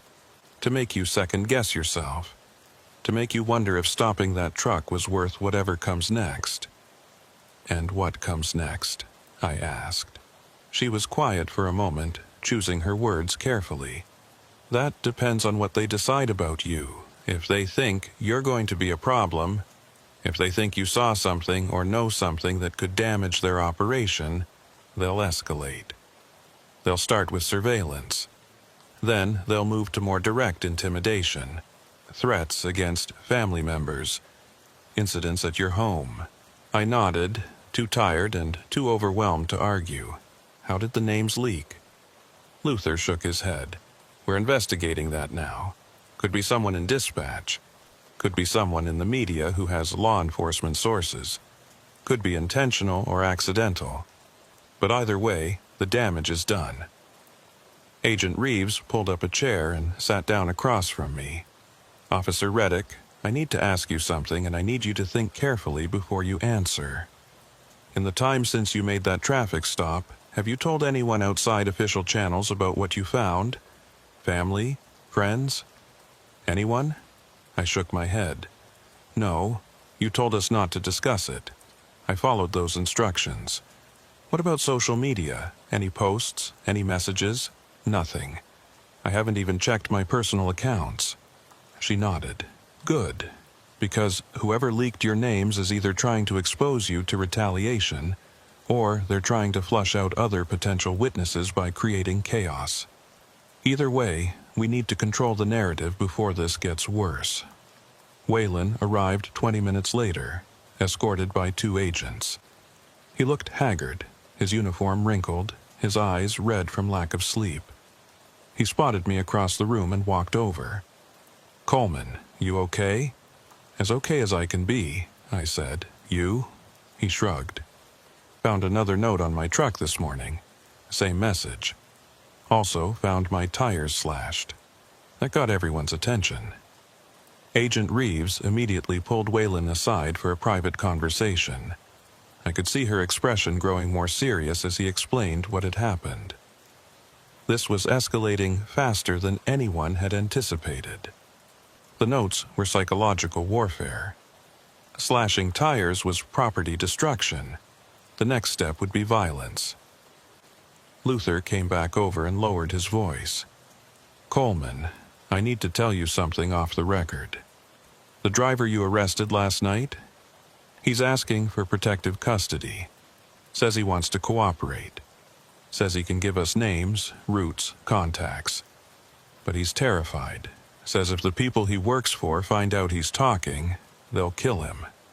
And if they can't get to him, they'll go after anyone connected to his arrest. Which means you and Waylon." I felt a knot form in my stomach.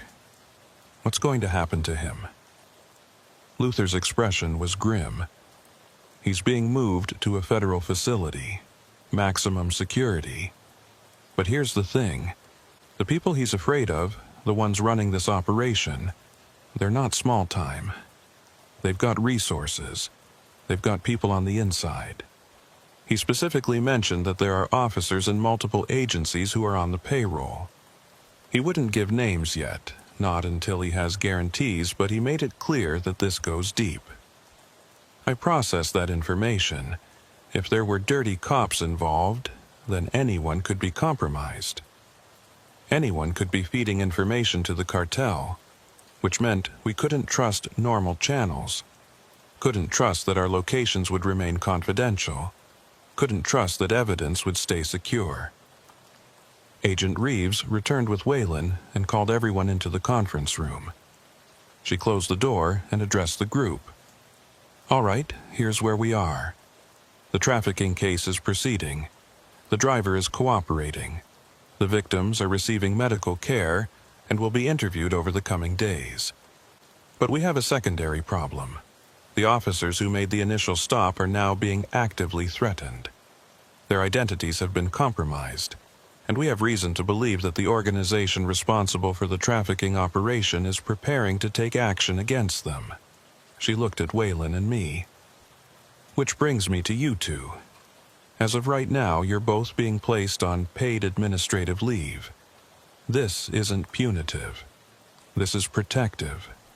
We need you off the streets until we can determine the full scope of the threat. You'll be provided with temporary housing and secure locations.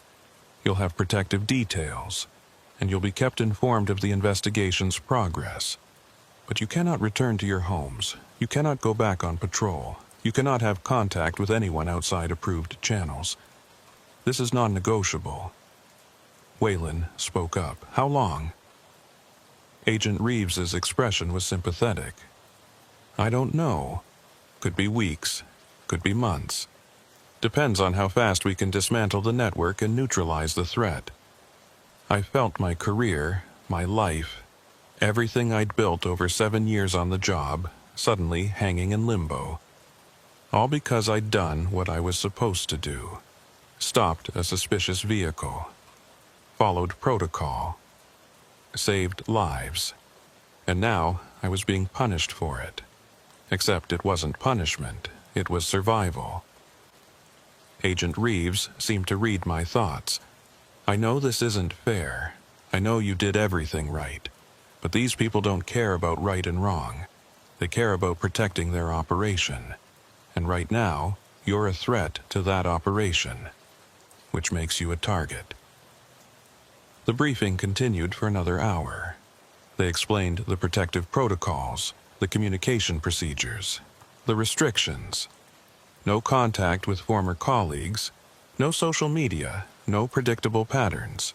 Essentially, we were going into a form of witness protection without actually being in the official program. After the briefing, I was taken to a safe house on the outskirts of Laredo. A small apartment in a gated community. Anonymous. Forgettable. 2 agents stayed outside in a parked car, maintaining surveillance. I was given a prepaid phone with only approved numbers programmed in. My personal phone was taken for forensic analysis. My apartment would be secured and monitored, but I couldn't go back there. My life, as I knew it, was over, at least temporarily. I sat on the unfamiliar couch in the unfamiliar apartment and stared at the blank walls. Thought about the 20 people we'd pulled from that compartment. Thought about the 3 who hadn't made it. Thought about how many others were out there right now, sealed in darkness, praying someone would find them. And I realized that despite everything, despite the threats and the fear and the disruption to my life, I'd do it again. Because that's what the badge meant. That's what the oath meant.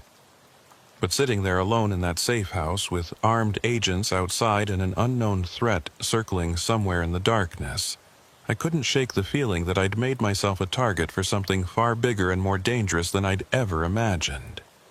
My phone buzzed. The prepaid one. A text from an unknown number. Just 2 words. Stop investigating. I stared at the message. This phone was supposed to be secure. Only approved contacts. Only Agent Reeves and the protective detail had this number, which meant someone had already compromised it. Already found me, already proven that no matter where they put me, no matter how many agents stood guard, they could still reach me. I called Agent Reeves immediately, told her about the message. She went silent for a long moment, then said quietly, "Pack your things. We're moving you, now." The safe house hadn't lasted 4 hours. The new safe house was 40 miles north in a town I'd never worked. Different county, different jurisdiction, different protective detail. Agent Reeves personally drove me there in an unmarked vehicle, taking a route that doubled back multiple times, watching for tails. We didn't speak much during the drive. There wasn't much to say. The fact that they'd compromised a secure phone in under 4 hours told us everything we needed to know about the level of sophistication we were dealing with. These weren't street-level criminals. These were people with access to technology, to databases, to resources that shouldn't have been available to anyone outside government agencies. The second safe house was actually a motel room, cash paid, fake name on the register. 2 agents in the room next door with a connecting door that stayed unlocked. Agent Reeves handed me another prepaid phone, This one she'd purchased herself from a random convenience store an hour earlier. Nobody knows this number except me, not the task force, not your protective detail, not even other HSI agents. You use it only to contact me. If you get any messages, any calls, anything at all from numbers you don't recognize, you tell me immediately. I took the phone. What about Waylon? Where is he? She hesitated before answering. He's being moved to a different location, separate from you. We think it's safer if you're not together. Makes it harder for them to target both of you at once. That logic made sense tactically, but it also meant I'd lost my only connection to someone who understood what I was going through. Waylon and I had worked together for 3 years. We'd handled dangerous calls, covered each other's backs, built the kind of trust that only comes from shared experience under pressure. And now we were being separated, isolated, turned into individuals instead of a team, which was probably exactly what they wanted. Easier to intimidate one person than two. Agent Reeves must have seen something in my expression because she added, "He's safe, I promise. And once we've secured the situation, once we've identified and neutralized the immediate threats, you'll be able to reconnect. But right now, separation is the best protection I can offer you." I spent the rest of that day and the following night in the motel room. Ate food delivered by the protective detail. Watched cable news coverage of the trafficking case. The story had grown. More outlets picking it up. Politicians making statements about border security and immigration policy. Advocacy groups demanding better protections for trafficking victims. But nobody was talking about the officers who'd made the stop. Our names had circulated briefly on social media but had been quickly scrubbed by request of federal investigators. Officially, we didn't exist. We were just unnamed officers who'd done their job. Which should have made me feel safer. Should have meant we were fading back into anonymity. But it didn't feel that way. On the second day, Agent Reeves came by for an update. She looked exhausted, like she'd been working straight through without sleep. We've made progress on the investigation. The driver is cooperating fully. He's given us names, routes, contact methods. We've identified at least 3 other vehicles currently active in the network. Border Patrol and DEA are coordinating interdiction operations. Should have results within 48 hours. That's good, I said. But what about the threats? What about whoever's targeting us? Her expression tightened. That's more complicated. We've been analyzing the notes, the phone breach, the timing of everything, and we've come to a troubling conclusion. Whoever's doing this has access to law enforcement systems. Real-time access. They're seeing reports as they're filed, seeing movements as they're logged. Which means they're either inside one of our agencies, or they've compromised our communications infrastructure. I felt cold despite the warm room. You're saying there's a mole? She nodded slowly. At least one. Maybe more. Could be Highway Patrol. Could be Border Patrol. Could be local PD or county sheriff. We're trying to narrow it down, but until we do, we have to assume that anything entered into official systems is compromised. Which is why I'm keeping your location off the books. Why I'm not logging my visits here. Why we're operating outside normal protocols. I leaned back against the headboard. How long can we sustain that? How long before someone notices that you're going dark? Before someone asks questions? She met my gaze. I don't know, but I'm more worried about keeping you alive than following bureaucratic procedure. That evening, my phone rang. The secure one that only Agent Reeves had the number for. I answered. Reeves, but it wasn't her voice. It was Waylon's, and he sounded panicked. Coleman, thank God. Listen to me carefully, they found me. I don't know how, but they found me. The detail is gone. Both agents. I heard shots. I'm hiding in a bathroom. You need to get out of wherever you are. You need to run. Now." My heart was pounding. "Waylon, where are you? What happened?" His voice was strained, breathing hard. "I don't have time to explain. Just listen. They're in the building. I can hear them searching. I'm sending you coordinates. Meet me there if you can. If you don't hear from me in 2 hours, assume I'm gone." The line went dead. I immediately called Agent Reeves, told her everything. She went silent for a long moment, and I could hear keyboard typing in the background. "Coleman, I never gave Waylon this phone number. Nobody has it except me, which means whoever just called you, it wasn't your partner." My blood turned to ice. "What?" she continued, her voice urgent. "Waylon is in protective custody in a facility in Austin. He's been there since yesterday. I confirmed his location 30 minutes ago. Whoever called you was either using a voice synthesizer sophisticated enough to fool you, or they have recordings of his voice. Either way, they're trying to flush you out. They want you to leave the safe house." I looked at the phone in my hand like it was a venomous snake. But it sounded exactly like him. The panic, the fear, everything. "That's the point," she said. "They're good at this. They've probably been recording police radio traffic, phone calls, anything they can use to build psychological profiles and manipulate targets." I sat down on the bed, trying to process. "So, Waylon's actually safe?" "He's safe. But Coleman, I need you to think. Did the caller say anything specific? Any locations? Any coordinates?" I closed my eyes and tried to remember. "He said he was sending coordinates, that I should meet him there if I could." Agent Reeves's voice went hard. "Don't open any messages. Don't click any links. If they sent you something, it could contain tracking software. Give me your phone. I need to analyze it." There was a knock on the connecting door, one of the protective agents. I let him in and handed him the phone. He took it and disappeared into the adjacent room. Agent Reeves stayed on her own line, talking me through what was happening.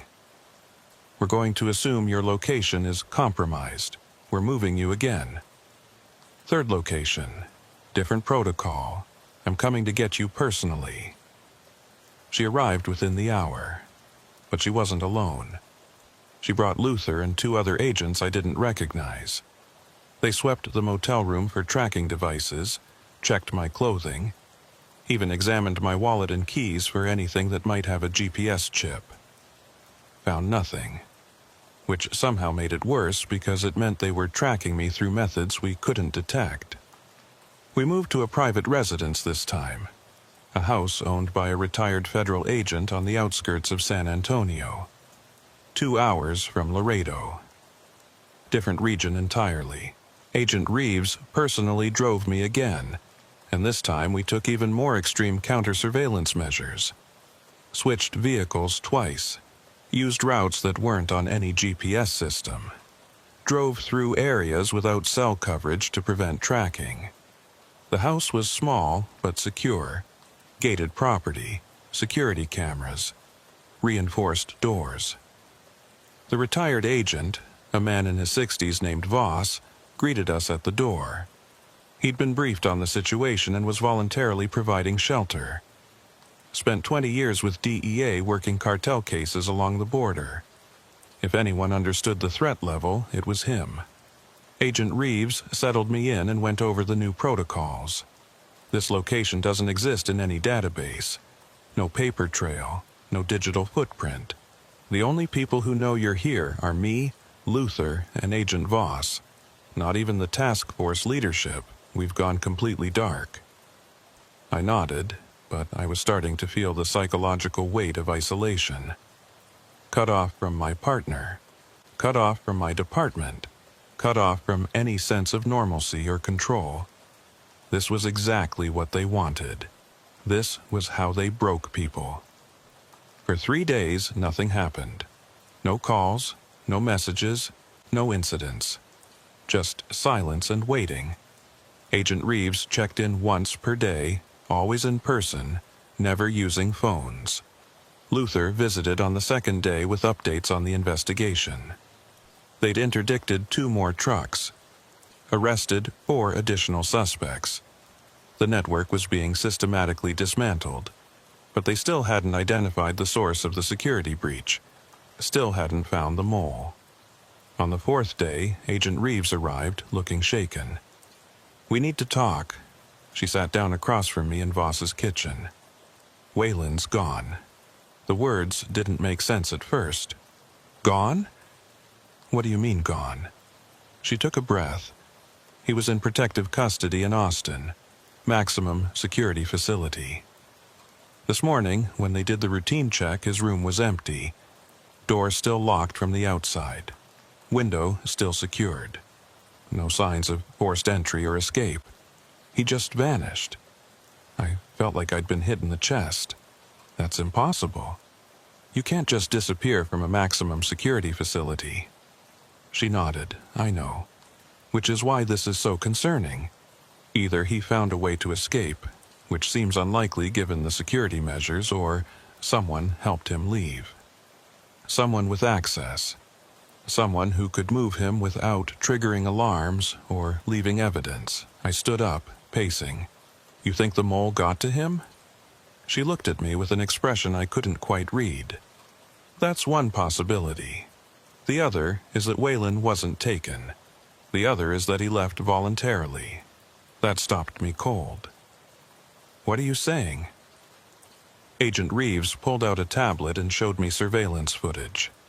This was taken from a gas station about 60 miles south of Austin, 2 hours after Wayland was discovered missing. The footage showed a man matching Wayland's description pumping gas into a pickup truck. He was alone, not restrained, not acting like someone who'd been kidnapped.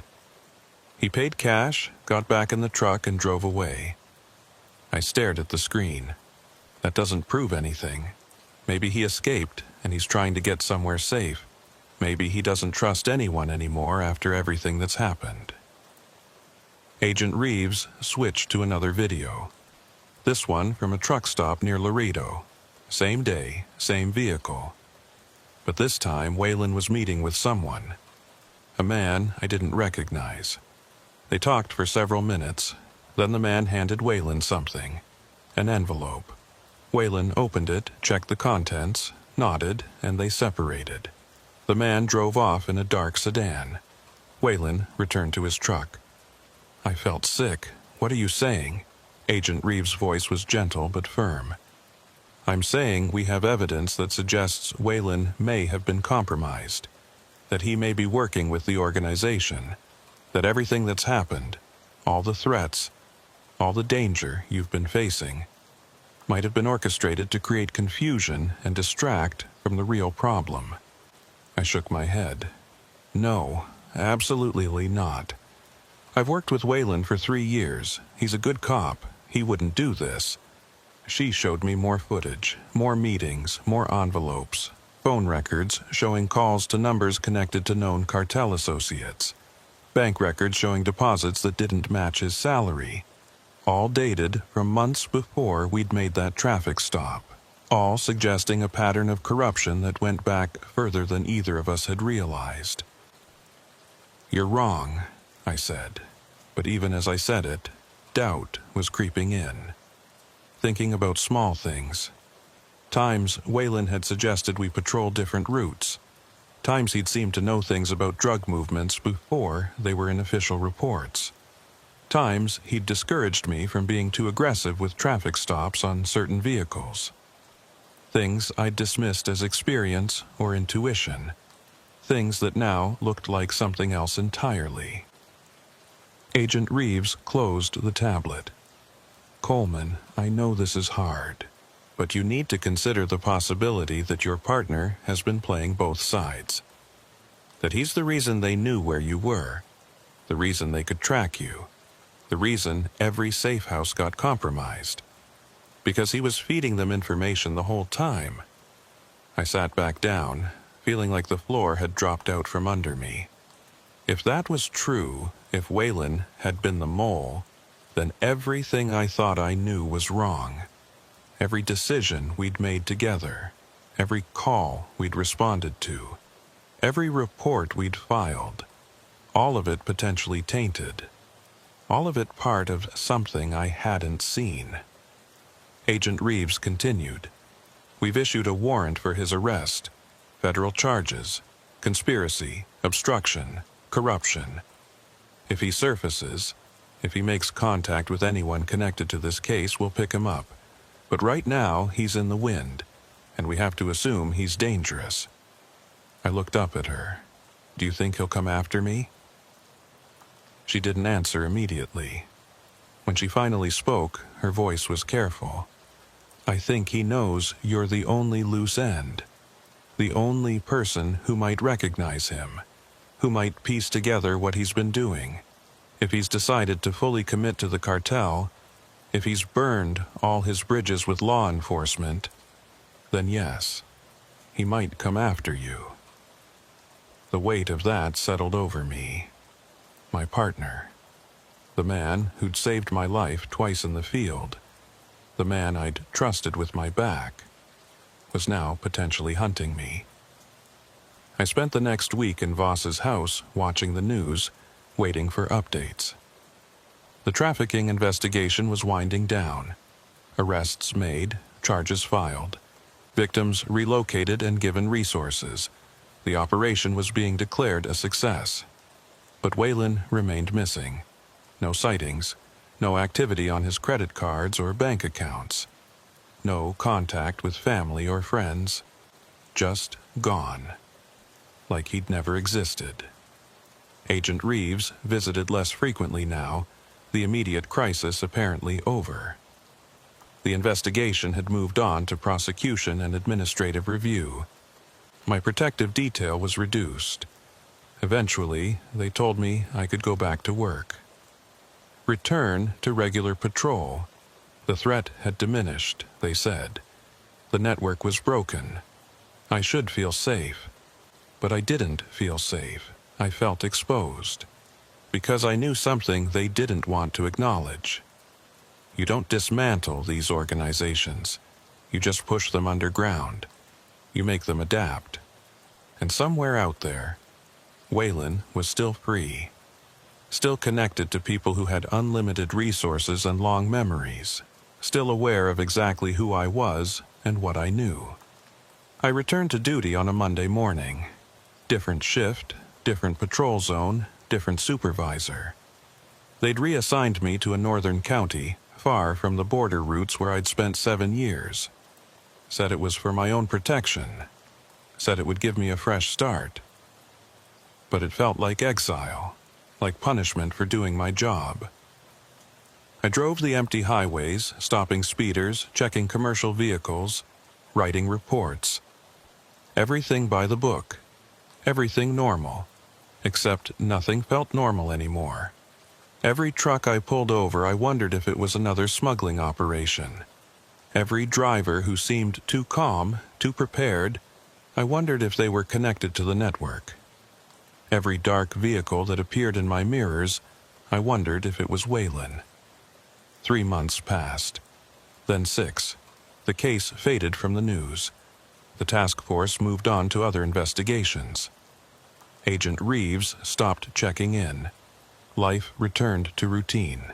But I never stopped looking over my shoulder. Never stopped wondering when the other shoe would drop. And then one night, almost exactly a year after that initial traffic stop, I got a call. Unknown number. I almost didn't answer. But something made me pick up. Hello? There was silence on the other end. Just breathing. Then Waylon's voice, quiet and distant. Coleman, I just wanted you to know. I'm sorry. For everything, but you need to understand. Out here, you do what you have to do to survive. And sometimes, surviving means making choices you can't take back. I tried to respond, but the line went dead. I immediately reported the call to Agent Reeves. They traced it to a cell tower in southern Mexico.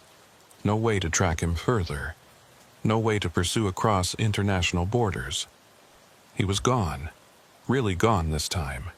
But he'd made his point. He was still out there, still watching. Still aware of me. And that call wasn't an apology, it was a reminder. A warning that the network hadn't been broken. It had just adapted. That the people I'd helped prosecute had been replaced. That the routes I'd helped shut down had been rerouted. That everything we'd done had been temporary. And that I'd made enemies who'd never forget. I still work highway patrol. Still pull over suspicious vehicles. Still write reports and follow protocols. But every night when I drive those empty roads, I think about that compartment under the truck. Think about the people we saved and the ones we didn't. Think about how many others are out there right now, sealed in darkness, praying someone will find them. And I think about Waylon, about whether he was corrupt from the beginning or whether something broke him along the way. Whether he made his choices freely or whether he'd been trapped like those people in the compartment, with no good options and no way out. I'll never know the answer, and that might be the worst part. Not knowing if your partner was evil or desperate.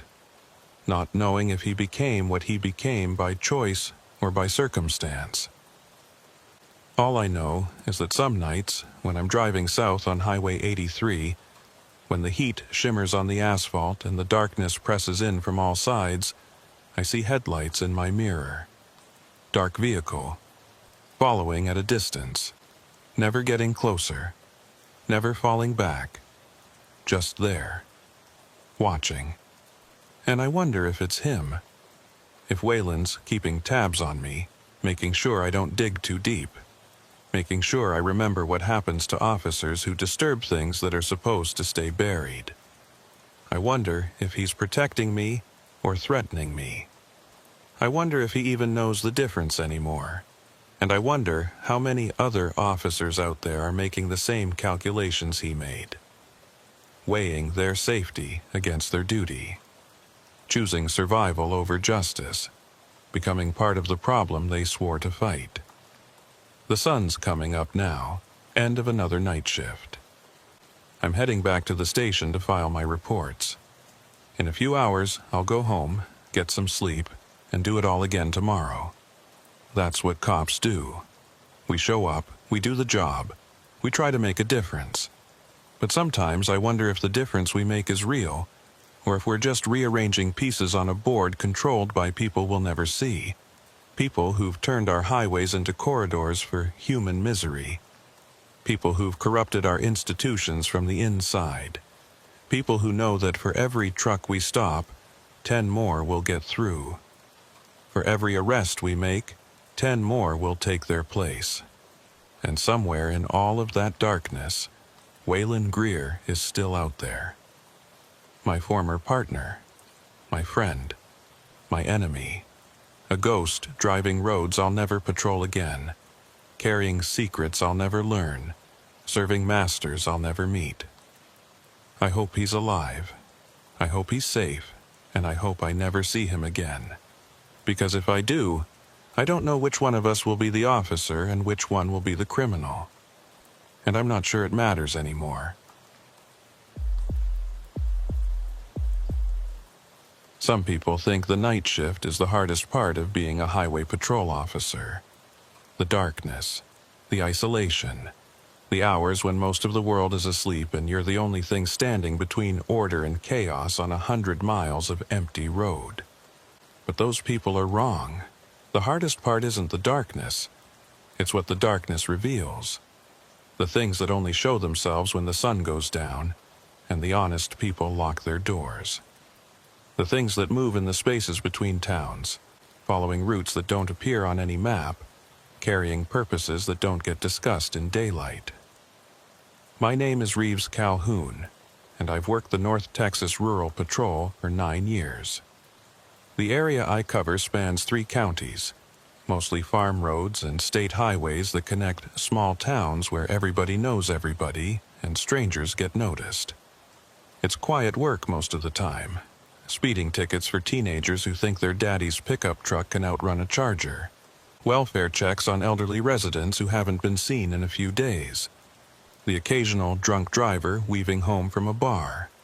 Nothing that prepares you for the kind of night that changes everything you think you know about your job, your county, and yourself. It was November 3rd, 2011. Temperature had dropped into the 40s, unusual for North Texas, but not unheard of in early November. Cold front had pushed through the previous evening, bringing rain and fog that settled into the low areas and refused to lift even after the rain stopped. Visibility was poor on some stretches, the kind of conditions where you slow down and hope everyone else does too. I was running a standard patrol route along Farm Road 147, a two-lane road that cut through ranch country between the towns of Springdale and Colbert. No traffic, no calls, just me and the fog and the white lines disappearing into darkness ahead of my headlights. Dispatch came over the radio at 2243. Unit 316, we've got a reported abandoned vehicle on Farm Road 147, approximately 2 miles south of the intersection with State Highway 82. Caller reports a highway patrol unit on the shoulder with no visible occupant. I keyed up immediately. 316 copies. That's my patrol route. I'm about 5 miles south of that location. ETA 6 minutes, show me en route. Dispatch acknowledged, and I accelerated, pushing 70 on the empty road. An abandoned patrol unit was unusual, but not unheard of. Officer could be handling something off the road, could be providing assistance to someone in the brush, could be taking a bathroom break in an area with no facilities. But something about the call made my instincts prickle. Dispatch had said no visible occupant. Not that the officer was away from the vehicle, but that there was no visible occupant. That suggested someone had looked inside the unit and found it empty. I reached the location at 2249. Saw the unit immediately, sitting on the shoulder with its light bar dark and no other vehicles around. I pulled up behind it at an angle, positioning my cruiser for safety and illumination. Activated my spotlight and swept it across the vehicle. It was definitely a highway patrol unit. Same make and model as mine. Same paint scheme. Same equipment configuration. But something was wrong. The unit number on the door was 316. My unit number. I looked at the decal on my own door to confirm. Also 316. Same number, same identifier. That wasn't possible. Each unit in the fleet had a unique number. There couldn't be two 316s. I radioed in, 316 to dispatch. I'm on scene at the reported abandoned vehicle. Dispatch, can you confirm my unit number? There was a brief pause, then the dispatcher, a woman named Marjorie Holt, who'd been working nights for as long as I'd been on the force, came back. Unit 316 confirmed. You are 316. Is there a problem? I kept my eyes on the vehicle ahead of me. Dispatch, the abandoned unit is also marked 316. Same number as my unit. Need you to verify unit assignments and check for possible stolen vehicle. Another pause, longer this time. Then Marjorie's voice came back and I could hear the confusion. 316, our records show only one unit assigned that identifier. Your unit. There is no second 316 in the fleet. Can you provide the VN from the vehicle you're observing? I stepped out of my cruiser, flashlight in hand, and approached the abandoned unit. The fog was thick enough that I could barely see 20 feet beyond the road. Everything else was just gray. Nothing. I reached the driver's side door and shone my light through the window. The interior looked normal. Computer terminal mounted between the seats. Radio, equipment, everything you'd expect. But the ignition was off, keys not visible. I tried the door handle. Locked. I moved to the front of the vehicle and crouched down to read the VIN through the windshield. Called it in. Marjorie ran it through the system. Her voice came back uncertain. 316, that VIN comes back to a unit that was decommissioned and sold at auction 18 months ago. According to our records, it shouldn't be operational. Shouldn't even have patrol markings anymore. I walked around the vehicle, examining every detail. The paint was correct. The light bar was correct. Even the minor dents and scrapes matched the standard wear pattern of an active patrol vehicle. This wasn't some civilian who'd bought a decommissioned unit and kept the markings for fun. This was a functional, accurate replica of a current patrol unit. Or it was something else, something I didn't want to think about yet. I checked the rear compartment, locked, checked the fuel cap, secured. The vehicle showed no signs of damage, no evidence of a crash or mechanical failure. It was just sitting there on the shoulder as if someone had pulled over, shut it down, and walked away. Marjorie came back on the radio. 316, I've contacted Sergeant Kramer. He's en route to your location. ETA 20 minutes. He wants you to secure the scene and await his arrival before proceeding further. I acknowledged and returned to my cruiser, pulled out road flares and set up a safety perimeter around the abandoned unit. Standard protocol. Then I sat in my vehicle and tried to make sense of what I was looking at. A patrol unit that shouldn't exist, bearing a number that was already assigned to me, sitting abandoned on a road I patrolled regularly. The coincidences were too specific to be random. This felt deliberate, planned. Like someone wanted me to find it, like someone wanted me to ask questions. While I waited for Sergeant Eldon Kramer to arrive, I did something I probably shouldn't have done.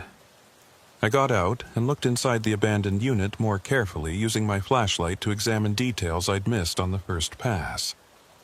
That's when I saw it. Sitting on the passenger seat, clearly visible now that I was looking at the right angle, was a manila folder. Standard department issue, the kind we used for case files and reports. I couldn't open the locked door, but I could see through the window.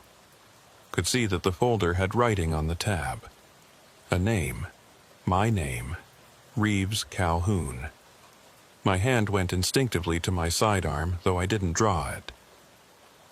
There was no threat here, no visible danger, just a folder with my name on it, sitting inside an impossible vehicle on an empty road in the fog. Headlights appeared in my mirror. Sergeant Kramer's unit, approaching from the north. He pulled up behind my cruiser and stepped out. A tall man in his 50s with the kind of weathered competence that came from 30 years on the job. He walked up to my window and I rolled it down. Reeves, Marjorie briefed me on the situation. Show me what we've got. We walked to the abandoned unit together. I explained everything I'd observed. The matching unit number, the decommissioned VIN, the locked doors, the folder on the passenger seat. Sergeant Kramer listened without interruption, his expression unreadable. When I finished, he circled the vehicle slowly, examining it with his flashlight the same way I had. Then he came back to where I was standing.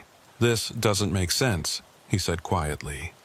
"Even if someone bought a decommissioned unit and restored it, they couldn't get current department markings. Those are proprietary. We control the specifications, and they damn sure couldn't replicate your specific unit number. That's internal database information, not public record." I nodded, and there's a folder inside with my name on it.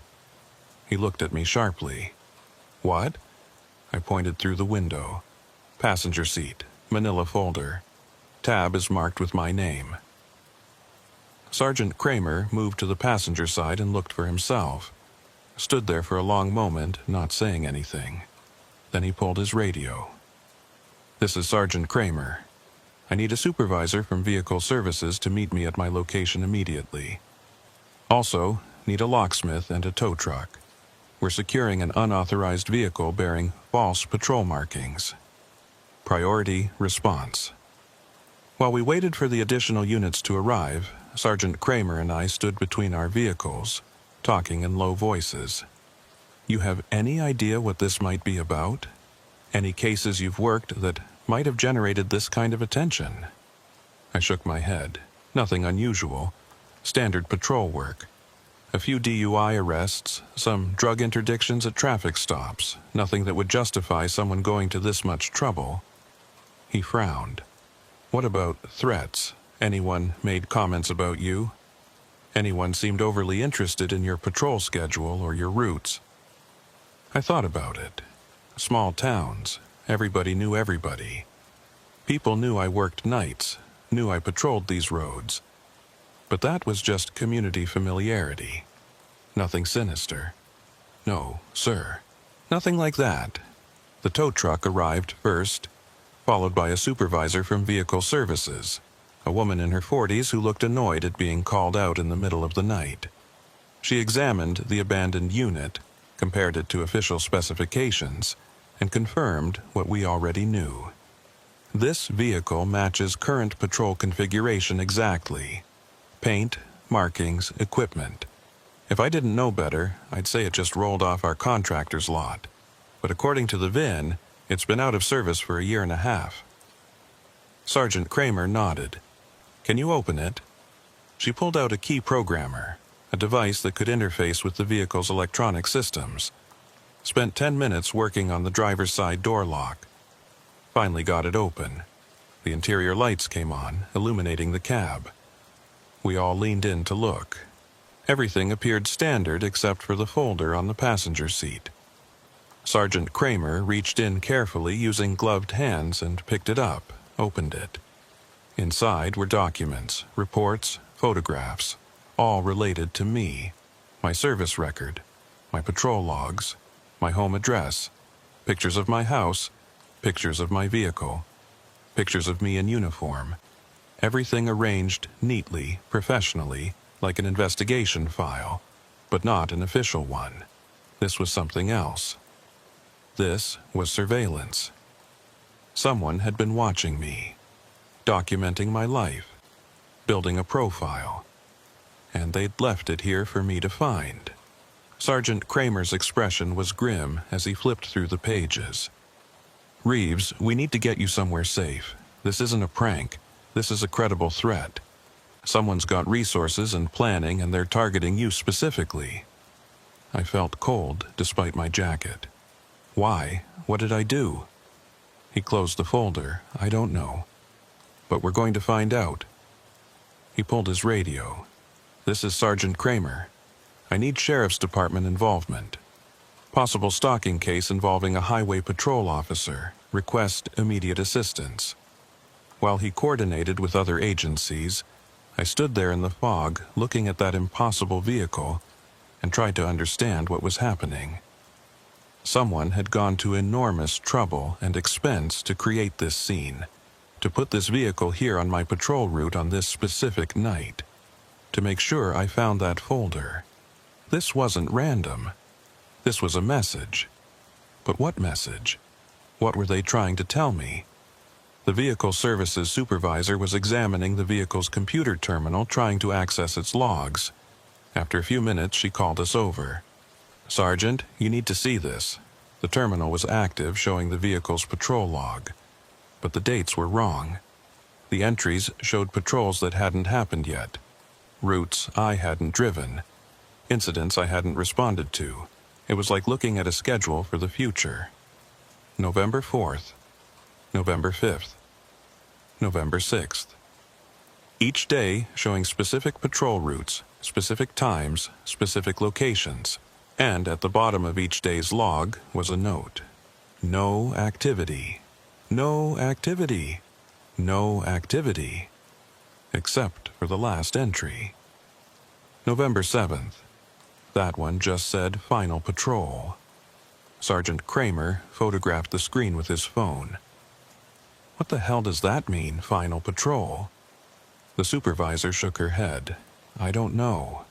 But this terminal isn't connected to our network. It's running on local storage. Someone programmed this information manually, created a fake patrol schedule for a vehicle that doesn't officially exist. Sergeant Kramer looked at me.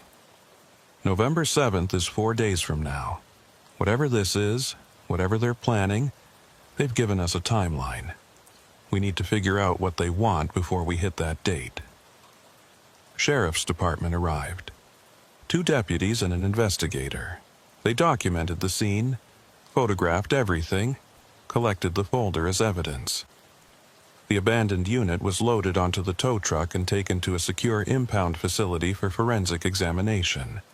Sergeant Kramer told me to go home. Get some rest. Report to headquarters in the morning for a full briefing.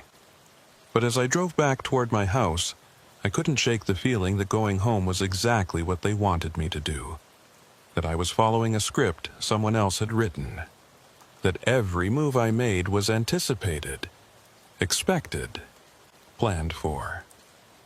I live alone in a small house on the outskirts of Colbert. Bought it when I transferred to this district 5 years ago. Quiet neighborhood. Good people. No reason to feel unsafe. But as I pulled into my driveway that night, I noticed something I'd never paid attention to before.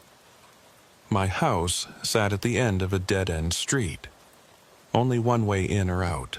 Trees on 3 sides providing cover. If someone wanted to watch me without being seen, this would be the perfect location. I sat in my driveway for a long time, engine running, looking at my dark house, wondering if someone was inside, wondering if they were watching me right now from the trees, wondering what they wanted. Finally, I killed the engine and got out. Approached my front door with my hand on my weapon. The door was locked. No signs of forced entry. I unlocked it and stepped inside, hitting the lights. Everything looked normal. Furniture where it should be, TV, bookcases, kitchen clean. No obvious disturbance. I cleared every room anyway, closets, bathrooms, checked windows, checked locks, found nothing. But as I walked through my own house, I felt like an intruder, like I was trespassing in a space that had been compromised, that someone else had been here, had touched my things, had walked through these rooms while I was at work. I couldn't prove it, couldn't point to any specific evidence, but I knew. I didn't sleep that night. Just sat in my living room with my service weapon on the coffee table and the lights on, watching the windows, waiting for something to happen. Waiting for someone to show themselves. But nothing happened. The hours passed slowly.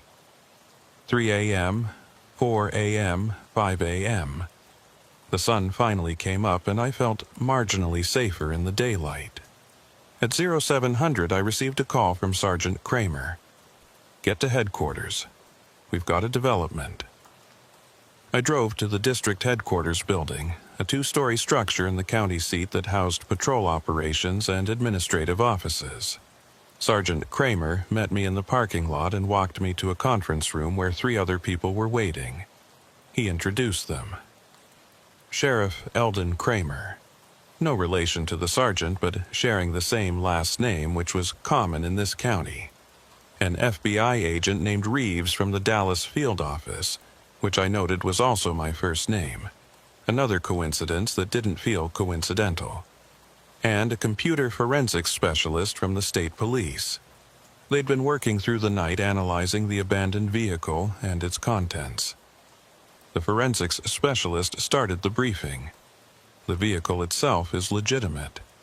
It's the actual decommissioned unit from your fleet. Someone purchased it at auction, completely restored it, and modified it to current specifications. That's not illegal by itself. Lots of collectors do that. But the department markings are illegal, and the computer terminal was modified with custom software. She pulled up images on a laptop. The software on that terminal is sophisticated. It's not something you download or buy commercially. This was custom-coded by someone with significant technical expertise, and it's designed to do one thing: track your actual patrol unit in real time. We pulled the GPS logs. This vehicle was parked at that location for 3 days before you found it. But the terminal was actively monitoring your location the entire time, tracking your movements, recording your patrol routes, building a predictive model of your behavior. I felt my stomach turn. They were tracking me? The FBI agent Reeves nodded. for at least 3 months. We found archived data going back to August, every shift you've worked, every stop you've made, every route you've taken, all logged and analyzed. Sergeant Kramer added, "Someone's been studying you, Officer Calhoun, learning your patterns, preparing for something. And based on that terminal entry for November 7th, we think they're planning to make their move in 4 days." Sheriff Kramer spoke up. "We're treating this as a credible threat against a law enforcement officer. You're being placed on administrative leave effective immediately. We're providing protective detail. And we're investigating everyone who's had contact with you in the past 6 months to identify potential suspects." I shook my head. I can't just hide while someone's out there planning something. Let me work this. Let me help figure out who's doing this. The sheriff's expression was sympathetic but firm. "You're too close to it.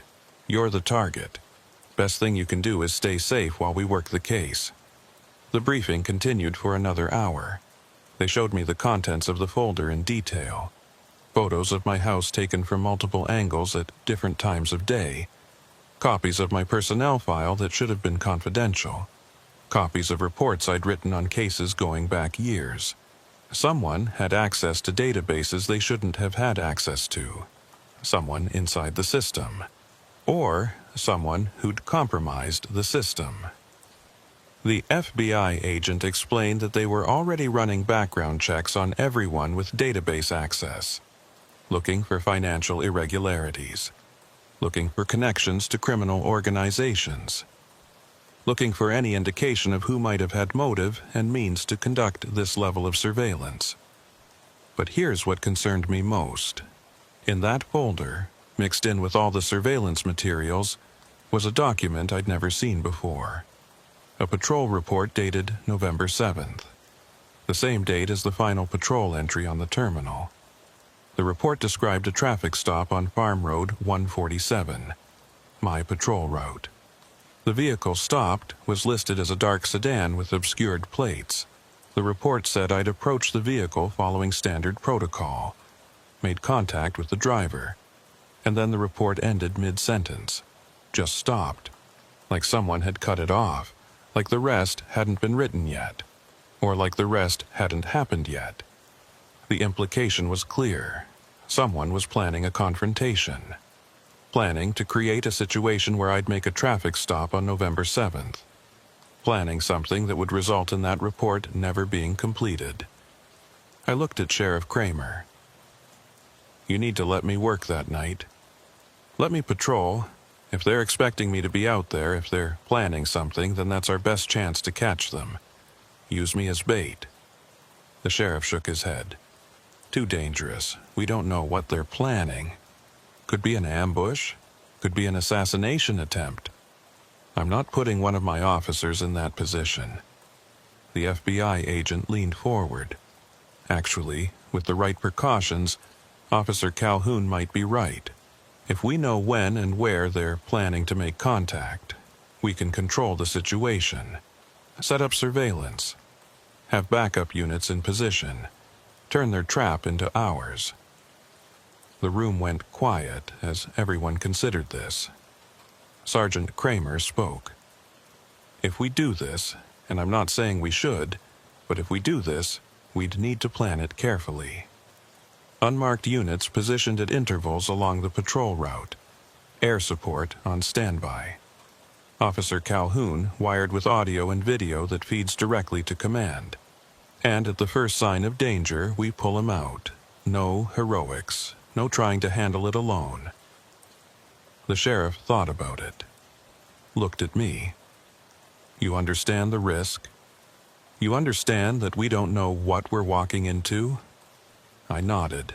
"I understand. But I'm not letting someone run me off my own patrol route. I'm not letting them win by making me hide. And I'm not letting them execute whatever they're planning without a fight." The sheriff sighed. "All right, we'll plan for it. But this is a controlled operation. You follow every instruction from command. You don't deviate. You don't improvise." "Clear?" "Clear," I said. They spent the rest of that day planning the operation, mapping the patrol route. identifying positions for surveillance units, coordinating with multiple agencies. FBI would provide technical support and command oversight. Sheriff's Department would provide ground units. Highway Patrol would provide air support and communications. It was the most elaborate operation I'd ever been part of. All centered on a 4-hour patrol shift 4 days away. While they planned, I was sent to a hotel under protective detail. Different location every night to prevent anyone from tracking me. I wasn't allowed to go home. Wasn't allowed to contact anyone outside the operation. Was effectively in isolation until November 7th. The 3 days passed slowly. I spent them in hotel rooms reviewing the surveillance photos, trying to identify anything that might point to who was behind this.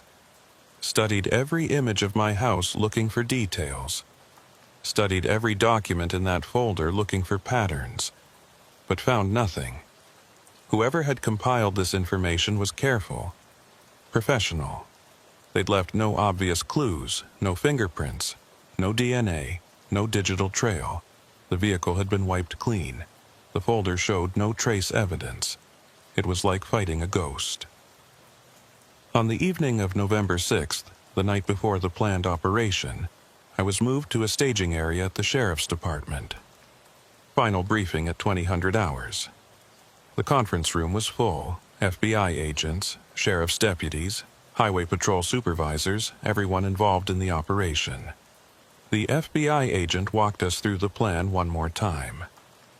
Officer Calhoun begins his patrol at 2200. Follows his normal route along Farm Road 147. Will have unmarked units positioned at mile markers 2, 7, and 12. Air support will maintain altitude out of visual range but ready for immediate deployment. Calhoun will be wearing a wire that transmits audio and video to our command post. If he encounters the dark sedan mentioned in the incomplete report, he proceeds with a standard traffic stop, but maintains heightened awareness. At any sign of threat, he calls for backup and we move in. Everyone clear? Heads nodded around the room. Sergeant Kramer looked at me. "How are you feeling?" I considered the question. Nervous, focused, ready to end this. He nodded. "Good. Remember, this isn't about being a hero. This is about gathering intelligence and making an arrest. Don't take unnecessary risks." At 2130, I suited up, put on the wire, checked my equipment, made sure everything was functioning. At 2145, I climbed into my patrol unit, the real 316, and drove to the start point of my route. The night was clear and cold, no fog this time, just darkness and stars, and the knowledge that somewhere out there, someone was waiting for me. Someone who'd spent months preparing for this moment. Someone who knew my patterns, my routes, my responses. Someone who thought they had me figured out. At 2200 hours exactly, I keyed my radio. Unit 316 beginning patrol. Marjorie's voice came back. "Copy, 316. Be safe out there." I pulled onto Farm Road 147 and started driving south into the darkness, the same route I'd driven hundreds of times before. Except tonight was different. Tonight, I was the bait.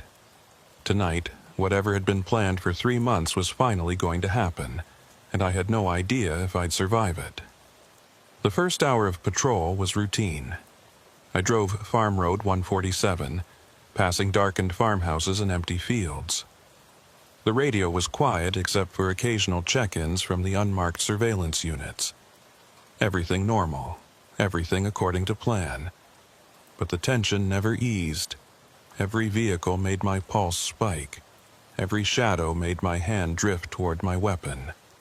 At 2342, I saw headlights behind me. A single vehicle, dark sedan. It stayed exactly 3 car lengths back, matching my speed. I keyed my radio. 316 to command. I have a vehicle following my position. Dark sedan, unable to confirm plates. The FBI agent's voice came back. Copy 316. We see it on thermal. Do not initiate contact. Let them make the first move. The sedan followed me for 3 miles. Then it accelerated, pulled alongside, and passed me. I got a brief look at the driver. Male, pale face, dark clothing, no expression. The sedan pulled in front and began to decelerate, forcing me to slow down. 316, subject vehicle is forcing a stop. The response came fast. Do not stop. We're moving units to your location now. But the sedan kept slowing until it stopped completely in the middle of the road. Hazard lights came on. I stopped 20 feet behind it. The driver's door opened.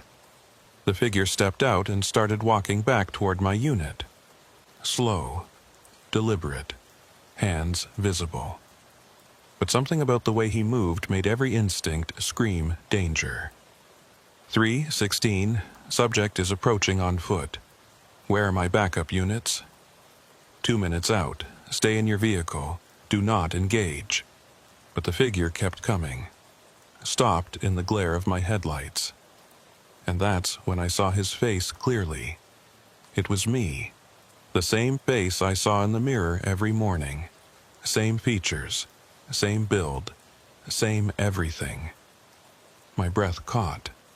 This wasn't possible.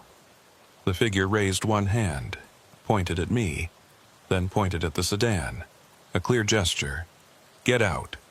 Come here. I keyed my radio with shaking hands. Command, the subject looks like me. He's identical.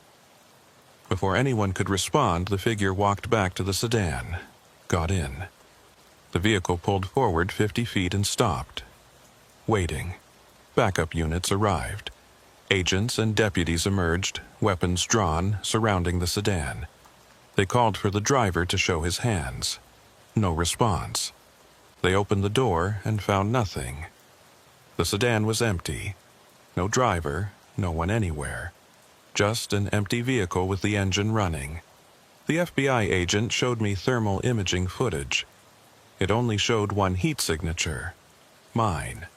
The sedan registered as empty. But I saw him, I insisted. He walked right up to my unit. The agent's expression was troubled. Officer Calhoun, the thermal imaging doesn't lie. If there was a person, we would have seen them. They searched the sedan, found another manila folder with my name on it. But these were medical records. Psychological evaluations dated in the future. December, January, February. All describing acute stress disorder, paranoid ideation. Recommendation for psychiatric hold. Documents that didn't exist yet, but were dated as if they did. Officer Calhoun, have you been experiencing unusual stress? Any symptoms suggesting difficulty processing your situation? I shook my head. I'm fine. I saw what I saw. He nodded slowly, but I could see he didn't believe me. They thought I was losing it. Thought the stress had pushed me over an edge. They called off the operation. Sent me home with mandatory 3-day leave. Told me to see the department psychologist. But I couldn't rest. Couldn't stop seeing my own face staring back at me from the darkness. At 0300, my phone rang. Static on the line. Then a voice. My voice. Officer Calhoun, you need to check your patrol logs. Check November 7th. The line went dead. I pulled up my patrol logs. Found November 7th. The entry was complete now. It described the traffic stop. Described me making contact with the driver. Described me seeing my own face. Described me drawing my weapon and firing. 3 shots. Described backup arriving to find me standing over a body. My body. Identical in every way. Dead on the pavement. The report ended with, Officer Reeves Calhoun placed on administrative leave pending investigation of officer-involved shooting. Subject identity remains unconfirmed. This report hadn't existed an hour ago, but now it was there. Dated November 7th. Signed with my badge number, describing events that hadn't happened yet. I called Sergeant Kramer, told him about the report. He checked the system. "Reeves, there's no report dated November 7th in your file. There's nothing after November 6th, but I'm looking at it right now." He paused. "Reeves, I'm sending a unit to your location. They're going to transport you to the hospital. This is for your own safety." I looked at the tablet screen. The report began to change. Words disappearing. Sentences rewriting themselves. The date changed. November 7th became November 8th, then November 9th. Moving forward through time, now describing a welfare check. Officers responding to my address, finding my house empty, finding my service weapon on the seat, finding a note, confirming that Officer Reeves Calhoun was missing.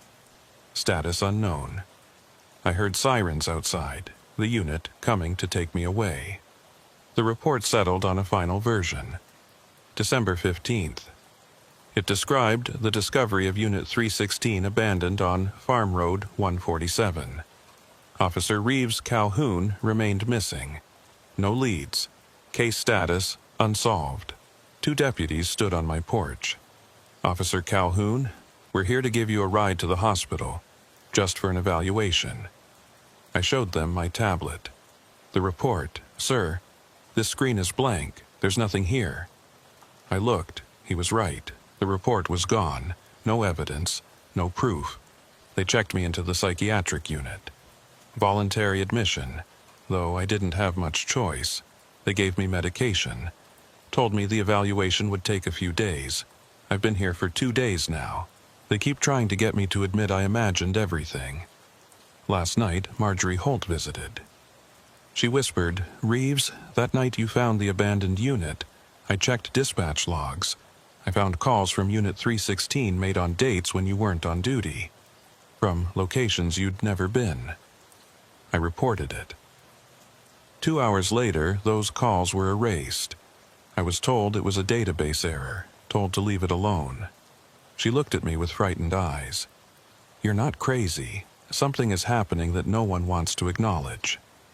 That report you saw, dated December 15th. I saw it too, just for a second before it disappeared. And Reeves, December 15th is today. I checked my phone. December 15th. 2011. I'd lost 4 weeks. 4 weeks I had no memory of. I walked to the window, looked out at the parking lot, and there it was. Unit 316. Sitting in the lot with its engine running. Waiting. Empty. I pressed my face against the glass and saw my own reflection. Except the reflection wasn't moving when I moved. Just standing there on the other side. Watching me. Waiting for me. I don't know if I walk out of this hospital or if I disappear like those reports predicted. All I know is that somewhere on Farm Road 147, something is waiting. Something that looks like me. Something that's been preparing to take my place. And when it does, no one will notice. They'll just see Officer Reeves Calhoun doing his job, and the real me will be gone. Another unsolved disappearance on a dark rural road. The unit's still out there. Engine running, waiting. And I think tonight I'm going to walk out of this hospital. I think I'm going to get in that unit. I think I'm going to drive back to Farm Road 147. Because that's what the reports say I do. Maybe I'll finally understand what this has been about. Or maybe I'll just disappear. Either way, by morning, Unit 316 will be found abandoned. Doors locked, engine off, no occupant, and no one will ever know what really happened to Officer Reeves Calhoun. No one except whatever's waiting in the darkness. Whatever's been wearing my face. The sun's setting now. My shift starts in 4 hours. Time to go.